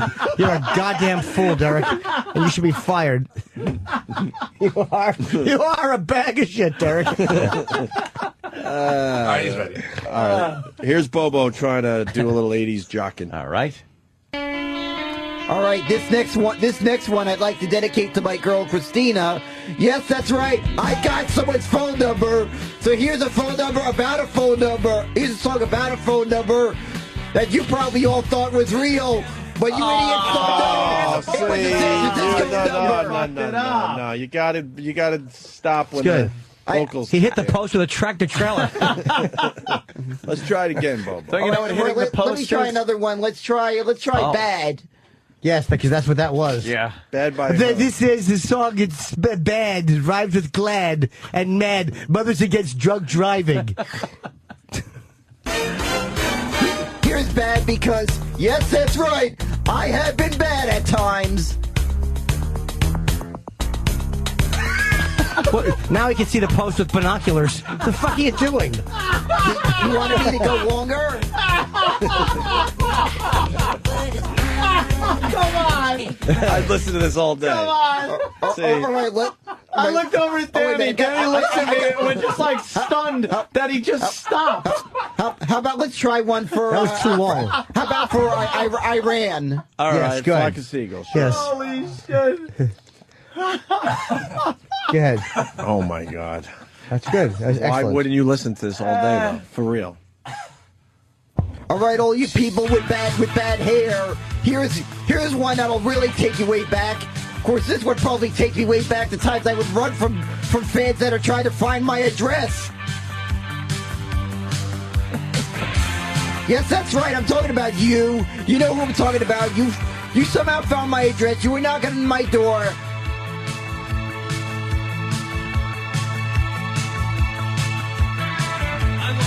He just stands there staring at the microphone. I wasn't sure how long to go on that one. Well, that's the whole. Yeah. That's the whole talent of doing that. Oh, it's trying to fill the whole slot before the If somebody vocals. just talks and then stops well before or way after the vocals kick in, anyone could do that. You gotta lead it right up until the point and then bam, hit the fucking post. One more.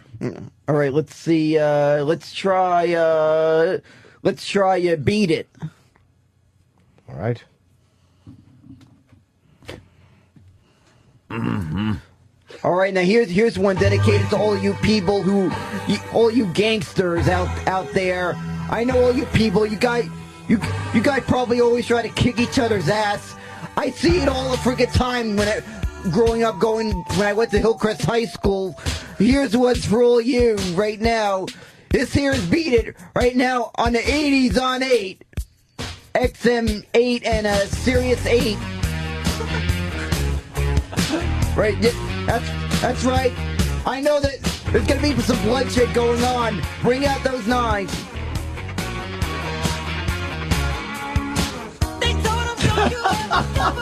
That's actually not bad. You're only missing it by about 45 seconds. All right, listen. Men Bobo would have sex with. Yeah. All right. Is this in any particular order? Yeah. Not in any particular order, Oh. but this is. Well, that's All not entirely true because the first three are numbers 1, 2, and 3. All right, the first three are number 1, 2, and 3. So you would have sex with number 1 first. Out of all these guys, if all these guys are standing there wanting to have sex with you, this guy would be the first guy you would pick. If I was handed an inno in return for that. All right, we could get You'd that have gay done. sex for an inno. Yeah. And you're saying you're not gay. Yeah. Yeah, no, because it's for an inno. Yeah. Opie, don't be silly. Of course. So number 2 and then number 3, and then it's in no particular order. So why don't we... Now, I can't believe this one here. He was fed this. Come on. Which one? I didn't. Which one?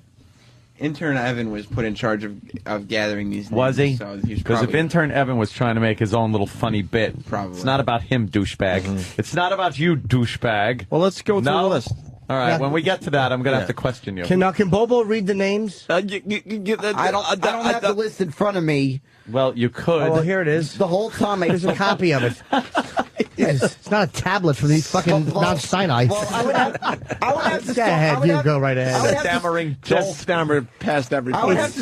have to start with Mario Cantone because it's obvious. As a kid, I remembered Steve Yeah, go Pipe. from number 1. I remember and then Steve- pick. Well, only because he's probably the funniest gay there is, and I used to love Steam Pipe Alley as a kid. Oh, Okay, yeah. so you want his Speaking of steam pipe in your- alley, yeah. And your Well, dirty little well, Alice. ain't it obvious why he called that show Steam Pipe Alley? Oh, you didn't do that. Why? Come on, Bobo. Why? Whoa. Okay, faggot, what's next? The next Why did he call the- it Steam Pipe Alley? Now, I said it before. It's obvious there was double entendre in that title. I don't get it. The next one I'd go with would be Carlos Mencia. Well, now, why Carlos Mencia? Because he freaking sounds too gay when he does that. Wait, but this is guys you want to have sex with. So why would you say... Wait, say that again?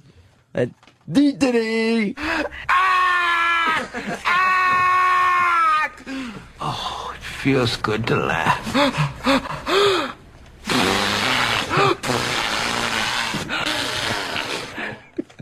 So Carlos Mencia's unclipped cock Because he would does... be next. The other one I'd have to say would be Intern David because I'd want him scarred for life.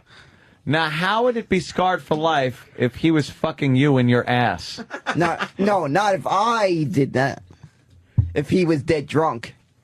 Him, I'd want him scarred for life. Would you want to fuck him or would you want to fuck him? I'll get you both in the ring, give you both. So what would you want to... How would you want that to go? No, I'll get blood all over my brain. No, You're used to that. No. If I was gay, I'd rape him. If I was gay, he'd be raped while he was drunk. And I mean dead drunk. Wow. Cool, as opposed to just drunk. You're hostile. Yeah. I'm talking about, remember that Halloween party, how drunk David was? Oh, yeah. Did you get him then? No, but he was sure I heard drunk. you fucked him that night. Yeah. No, I heard that- you actually had sex with him that night. that did you not- picked that- him. I heard. that No, I did not did hear that happen. you. I heard there was a nice makeout session, actually. Yeah, at least some that, kissing. That never happened. I do got another one on the list. Bob Kelly, because of his little man crush issues. Yeah. Go ahead. And then probably that Convertible Boy song. Oh, you like the Convertible Boy, and that's kind of a gayish and feminine. Well, he seems like he'd be an excellent gay person if he was gay. He'd do an excellent job playing the part. Sure would. As a matter of fact, I think he should play a gay guy in a movie. Cool. I think he would win an Oscar for that. Playing the part of a gay guy. And then he could shove it up your ass during. Well, if I was gay, he right, would. right. All right. So Marlon Brando lips. Who else? Well, this is a little awkward. Well, this one I feel awkward mentioning you. You're on this list. What? Me? Well, because why? Because I'd let you? No, because of your your tranny stories. They're hot, right? Exactly. Exactly. I'm amazed that someone would actually tolerate a tranny. Yeah, yes. What do you mean? You're amazed Tolerate. by that?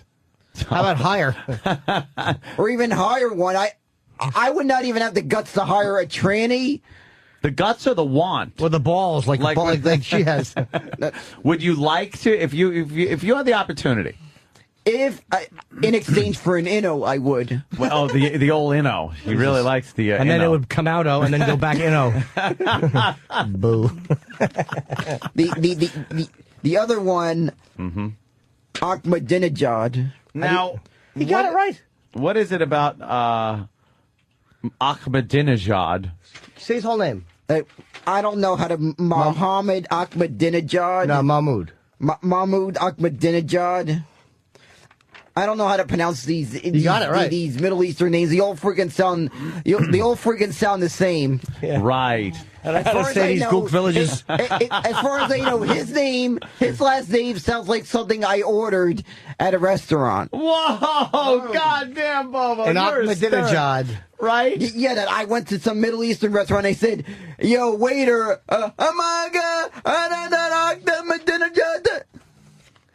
It actually sounds nothing like something you order. Not at all. You couldn't sound farther from something you order. Of course. Go ahead. But anyway, But why him? Because I know he hates it. He's into really humiliating people. Yeah, this isn't anything about like guys like I thought this was going to be a list of people that you found attractive enough that you would. Well, I guess he does have like a dictatorish look, like the dictator, the right look for a dictator, like. Bubba was turned on by men in power. Apparently so. Okay. Well, if I was gay, he's like has that right look for a dictator, the appropriate look to what a dictator should look like. Let's go down the list now. The other one, Sam, because he'd make an excellent gay person. Thank you. You skipped one. You skipped one. Oh yeah, I forgot A-Rod. Now, why would you have sex with A-Rod? Well, it's obvious. He's got nothing in his pants from all the steroids. Ah! Wow. Attaboy, You got Bobo. a quip about everybody, don't you? And I guess Stephen Lynch. Why Stephen Lynch? Well, that's because he sings like an angel. Those songs are freaking funny. Yeah, wow. A lot of people are funny. You know how funny you have to be to let someone fuck you in the ass? Exactly. But well, because he did a song called "If I Were Gay." Okay. Yeah. And I think that warrants enough that if I were gay, I'd probably go for him. All right. And then the other one, this one would be more of a revenge fuck. If I could hop into it, if I could hop into a DeLorean, there was this girl in 9th grade named Michelle. She was nuts about the Backstreet Boys, and I obviously know that Nick Carter from the Backstreet Boys is gay. Where'd you put her body? What? So what? I posed her in a shallow grave, and I put leaves over her face to hide my guilt. I didn't feel right about it. Sorry.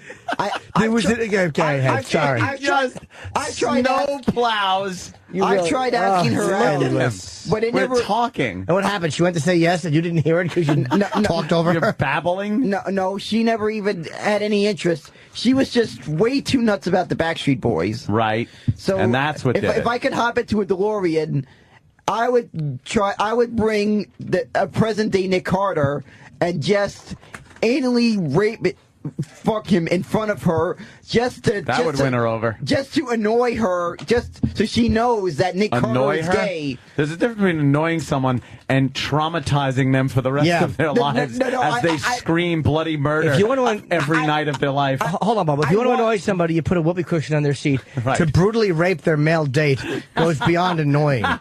TT flies and fruit flies are annoying. Watching your date be brutally emasculated and dehumanized by another man's cock that'll goes stick way with beyond you. annoying. You talking over people is annoying. Right. Well, I feel everybody I've tried to ask out seem nothing but airheads. Well said. Yeah. Well, what do you expect in the era where there was a lot of boy bands? You get all these freaking airheady people. Airheady. Would have nailed him. As a matter of fact, I admit my sister is starting to remind me of those airheads I had to deal with in high school. Whoa. My sister's freaking too nuts about the Jonas Brothers. It freaking annoys me having to hear that music blasting out from her room. Your sister reminds you of all the girls you wanted to bang in high school? Really? No. Well, hearing that music. How old's your sister? 13. Oh, that's not right, Bobo. Oh, Jesus. Got a picture? No, I don't got a picture. You want one? See, it's a joke. I had one on my old phone. It got damaged on a bus. My idiotic sister dropped the phone when she was using it, got ran over by a bus. Even the SIM card got damaged. Wow. So that pretty much was it for that phone. Thank God your sister didn't get hit by the bus, though. Yeah, thank God. Otherwise, Sounds- there might have been a lot of legal troubles there. Well, yeah. I was talking more of the mental anguish and loss that you would feel, but all right. Legal troubles, whatever. Yeah, that too, but there'd be legal troubles on top of it. Of course, that would make it even more painful. I hear you, Bobo. His brother was having sex with him at the time. Yeah. Oh, all right. Yeah. No, that never happened.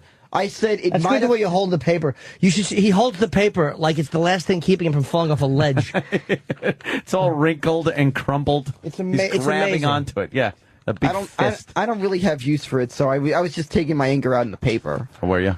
Yeah. Okay. That's how I am. If I'm, because I'm angry at the gay rumors, that I'm just taking it out on the paper. There's people are alleging that there's photos and all that stuff. Yeah, I know. There's pictures of you. There's no photos because it never happened. Okay. All right, well, As a matter of fact, what are you saying? next time my brother's in town, You're gonna fuck him? No, He's gonna fuck Bobo. No, he's not. But No, he'll tell you exactly what happened. Oh, nice. Why don't you tell us what happened? Why don't you tell us exactly what happened, and we'll confirm it next time your brother's here. But tell us. it now, be never honest. happened.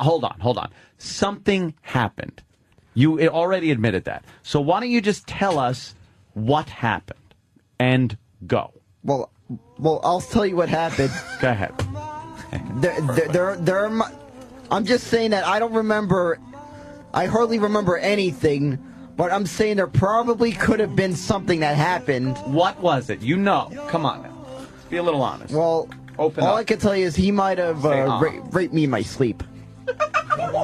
Your brother might have raped you in your sleep.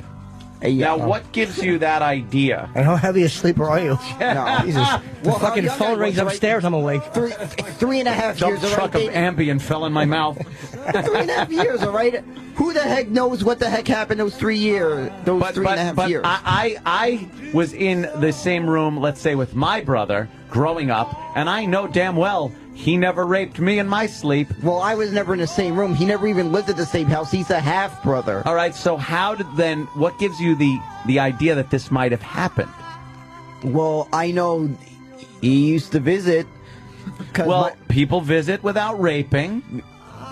Sometimes. Well, there's stuff that I don't remember taking place that I'm saying that this could have happened. All right, so what is it that what kind of clicks in your head that you think, oh, now I kind of know that Well, I don't think anything happened. What I do know is that somehow one time he accidentally tripped me over. Well, I think he was pulling me in a wagon. You see this little burn on my hand?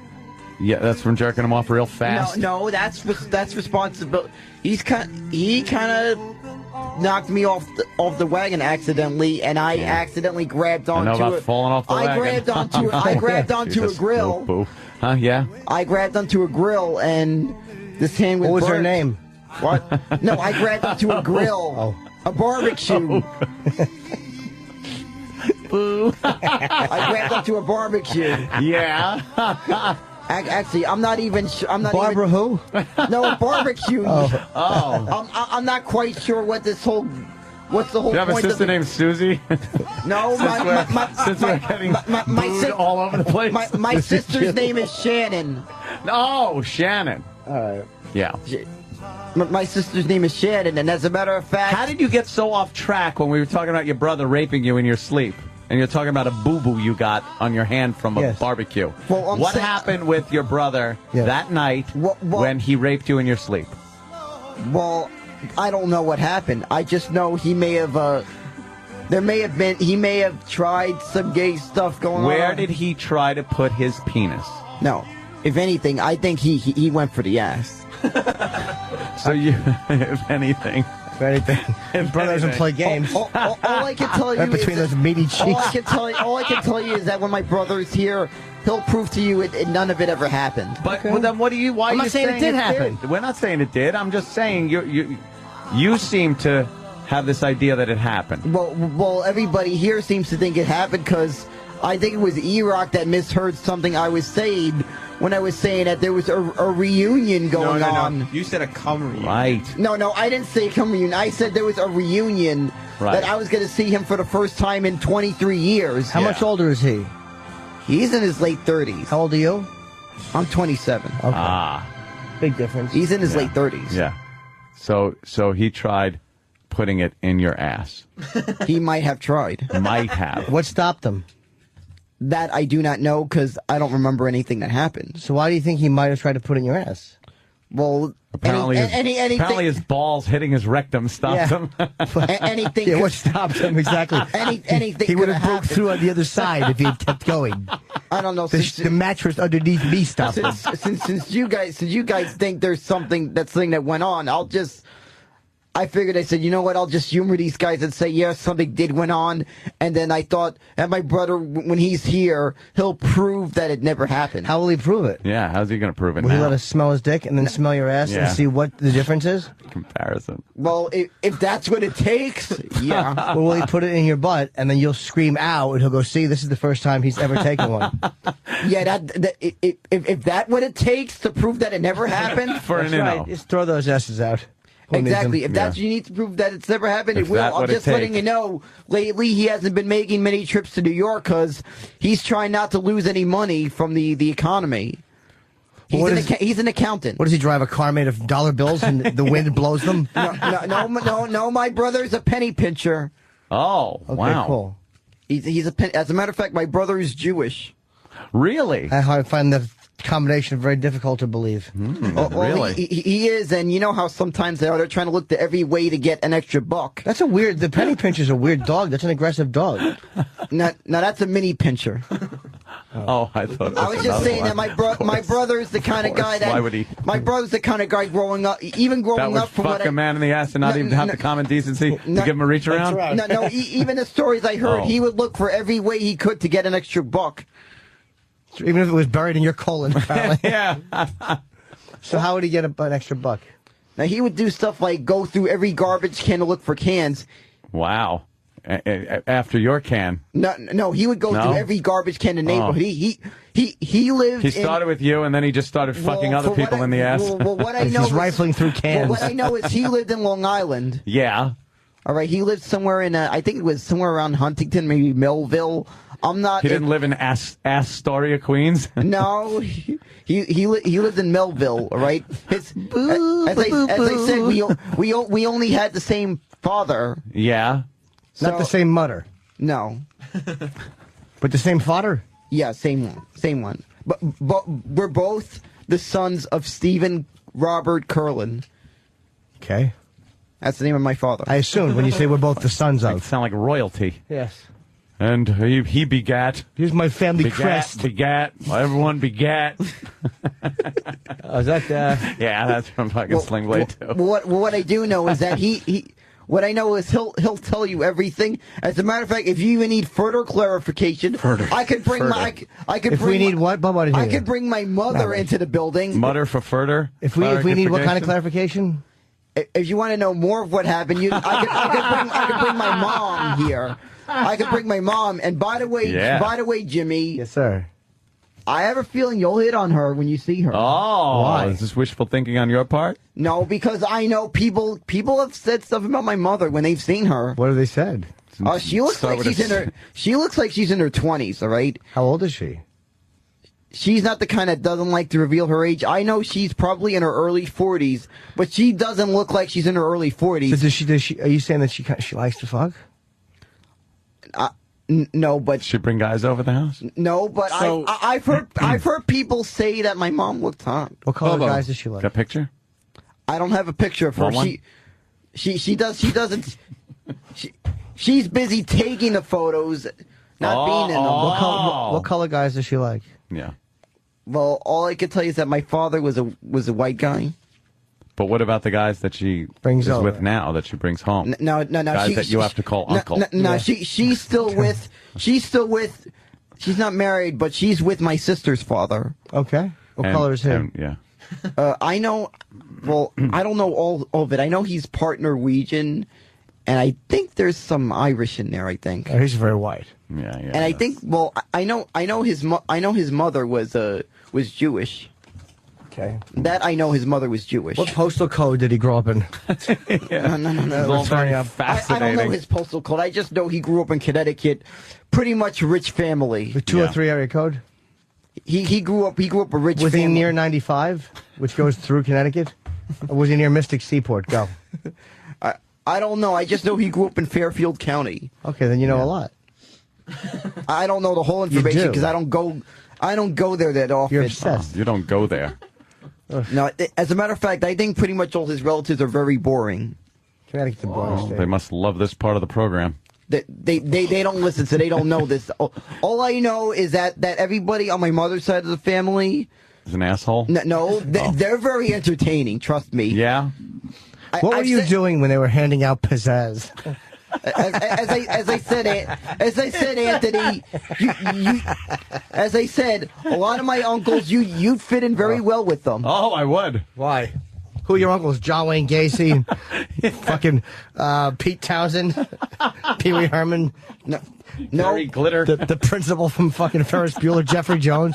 Who else are your uncles? No, but hold on, more pedophile jokes coming up. Roman Polanski.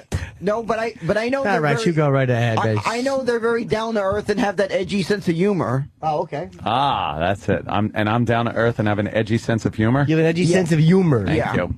Exactly. Thank you. I take that as a great compliment from you, Bobo. Very down to earth. And like my cousin, Lock he does myself excellent. in my fucking castle. Mansion with fucking He does excellent teenage girls and impersonations. guns to protect you. Salt of the earth, and By the way, my cousin's in his late 20s, but I think he's kind of starting to think today. Louder, I can't hear you. But I think I noticed his past two girlfriends have been in their late teens. Oh, really? God. Louder and faster. Yeah, he's dating an 18-year-old. How old is he?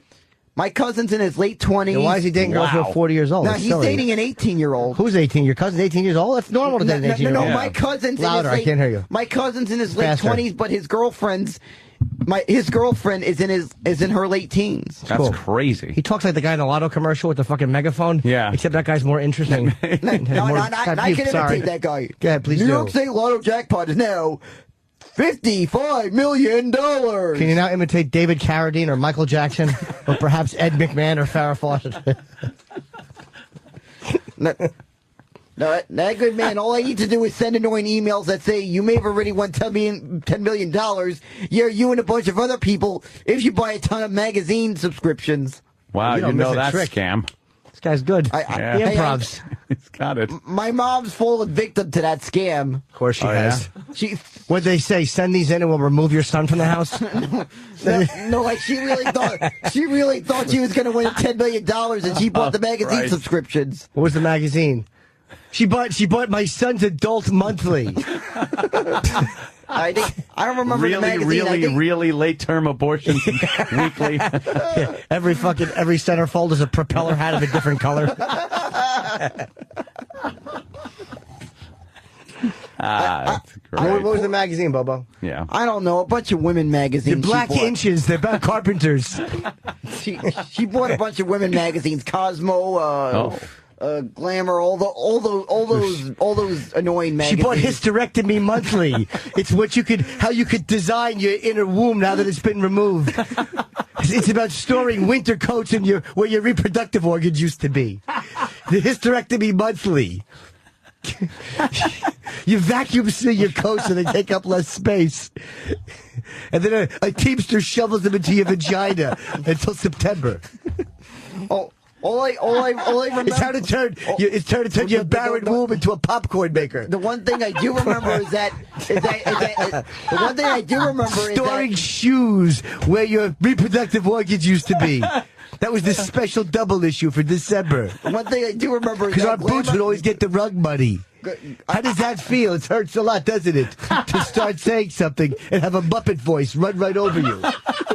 I can tell you, Of course you can. Glamour had great jack-off material, I can tell you that. Yes, I'm sure Glamour did. I know, it did because I know. Yeah, I bet. Yes. Holy shit. Believe me, I would jack off in the bathroom all the time when she was not around. Yeah? And in the kitchen when she was. While she was whipping me up a marmalade sandwich, I would jerk off onto her slippers. And she would kick at me as if I was a pesky small dog in a Breakstone commercial. No, you gotta hear what I do. Yes, of course we do, and I'm sure we could in the next building. If I find a motel that's a piece of crap, yeah, you know what I do? What? I leave jizz in the toilet right before I leave that hotel room. Right Oh my before God! I check out. You mean somebody actually has to hit the flusher? Ooh, you really are wreaking havoc. That's my way of showing revenge for having to stay in such a crap hole. If I have to stay in a crap hole, that's how I get revenge. That's right. You jerk off you react the same way I do in a 5-star hotel. I jerk off into the toilet. Oh no! If it's a 5-star, I'll jack off into the sink. Good. Punish them for being good. Oh, he's just fucking leaving his jizz everywhere. It's awful. Just because I think it's funny for the maids to find it. Motels, brothers. Yeah. No, there's nothing like that going on. Well, yeah, you said. As a matter of fact, I you remember the old saying, right? You know what's the old saying? Press the button, pull the chain, out comes the chocolate choo-choo train. My brother would say that while he squatted over my chest. Not only that, you know all the stuff you find in the refrigerators and some of these like heads and human fingers and rotted mayonnaise and eggs that are brown. No, I'm talking about you'd find like aborted fetuses. No, I'm talking Reader's Digest copies. I'm talking about the sodas and the candies, potato right? chips and pretzels. While the milk is in I'm the talking bread about drawer. the sodas and the candies. What candies? Candy corns. No, my mother would stuff the ham with I them. found stuff like boxes of M&Ms. I think I found a Reese's peanut butter thing there once. I think he's talking about the mini bar. Oh, the mini bar. I'm talking about those mini fridges. Mini fridge? A mini fridge. Yeah, the mini bar. Yeah. They cost a lot of money, those things in there, you know. Yeah. Well, whatever reason, they just have them and you can just take whatever you want from No, them. you really can't. Yeah, you can. They're free. I was wondering why my hotel bill was $1,400. Well, what I do know is I didn't pay for the hotel one time. I stayed at this hotel in Miami. I attended a NASCAR race there. Yeah. I just grabbed everything there when I checked out of the hotel. Right before I checked out, I grabbed everything. Because then they forget to add it onto the bill. Because once the bill is tallied, the law prevents them from adding to it. It's a good time to grab the TV in bed as well. They forget to add to it. As you're leaving, you can take whatever you want because you figure the bill's been added, they'll never notice. I took the cash register. I shot the hostage. Bobo, you're fucked up, man. You really are. You're a pisser. As a matter of fact, you know what I yelled out to my principal when I graduated high school? What? I yelled your mom's box to him. Wow, cool. Was he yelling, why are you yelling at me? You're 26 years old. You should have been out of here years ago. Now, actually, I graduated when I was 19. Did your brother put your diploma up your ass? No. Is that how you accepted it? You bent over? He fucked me. Sorry. No, it's okay. I think they got the message. I was doing another rape joke. He fucked me until my flat-topped hat fell off. I He put the tassel in my mouth so I wouldn't bite my tongue off. I graduated when I was 19, and then I moved on into high school. And I was so annoyed at Mr. Dutch and that Big Gay Al voice. He was always sitting on that paint can, and he had that weird haircut. And I was always in him, being in trouble. No. Dutch. I swear, this guy sounded like Big Gay Al. Oh, yeah? I don't know who that is. And it was a year after Sex for Sam took place that this... It was the anniversary. I had to go to summer school that year. Oh, I bet. What were you taking? What subjects in summer school? No, there was one Regents I had to pass. No, it was literally a school about summer. Yes. It's hot today. Because I would always get it wrong. It'd be 90 degrees, and I would walk in and go, winter, and they would go, no, come back tomorrow. 3 more options. But I I was just so annoyed at that school that I said I finally never get to. I never have to see this building again. I said I'm just gonna yell at this principal and I waited till Hitler's birthday and I put on my black trench coat and I walked in and massacred my classmates. And I just thought, why don't I use the same line you said, the last line you guys said on WNEW? Why not, right? So I just yelled that to him, and he couldn't do anything about it because I had that diploma already, damn it. That's right. Once you have that diploma, they can't do anything with it. It's like when you leave the hotel. Take what you want. I stole all the chairs out of the auditorium. Because I have my diploma. Once you have your diploma, you can't do it. They can do nothing. Diploma. And what have you done with your diploma now? It's in a box somewhere. Yeah? It's in a box lying around. I haven't looked at it in ages. Why would you? What about when you go to get a job? Well, yeah. If I need to bring it, I'll bring it out. You have to bring it to every in a frame to every job. To every job. Well, it's still in like a diploma holder. No, you have to get a frame with museum glass so the light doesn't reflect off it. And then you bring it in, you show it to them, and they go, "Oh, that's very nice." Right. I don't know. I have it like in this thing they gave you. It's like leather. You open it up, and it's like in there. I bet it's rotting, or the moths got it, or something. Right. No. I keep it in like plastic storage. If it gets destroyed, you're not going to be able to get a job. Yeah, and you have to go to high school all over again. Yep. Got to take all the grades over. You can't prove you graduated. Yep. There's only one copy of that thing. No, but I still bring it out. Because that box is right by where I leave that box out. Where do you leave it? In the middle of the living room floor? No, I leave it somewhere in my room. Holy shit! There's a box. Yeah. And it's right on top of everything else. Yes, and Brad Pitt's wife's head is in it. As a matter of fact, I just ordered the frame for it. Yeah. I ordered a frame for it. You did? I ordered the frame. What did you order it to do? No, I ordered a frame, a glass frame. But where is it sunny now? side up, and they scrambled that it. That frame has not arrived, so it's in that protective diploma case. Yes. Where? Matches and kindling. I protect it. I said it's in it. I said it's in a box with all the screwdrivers and washers. The little fella. I took the screws and washers and whatnot out and put the little fella in the shoebox. Yes. And I buried it out back. I wanted to get a job with Bill Cox's outfit, so I showed my diploma. Then I went for a walk with Melinda, who works at the Five and Dime, and she gave me flowers. Yes, she looked like Pat from Munaki with a wig and a dress. By the way, if you want to see something really embarrassing, look at how they misspelled my high school. Look at how D-U-M-M-Y? No. Wow. No. G-R-A-M-M-A-R. No, I misspelled. No, not that. I meant misspelled my name, my last name specifically. Oh no, really? They spelled it F-A-I-L. No, I said that's not my name. No. My last name is it's Daniel Kurland, but they misspelled it K. They spelled it R-E-M-E-D-I-A-L. Did I spell remedial right? No, it was spelled K-U-R-L. F-L-U-N-K. Yes. Flug. They called me Daniel Flug.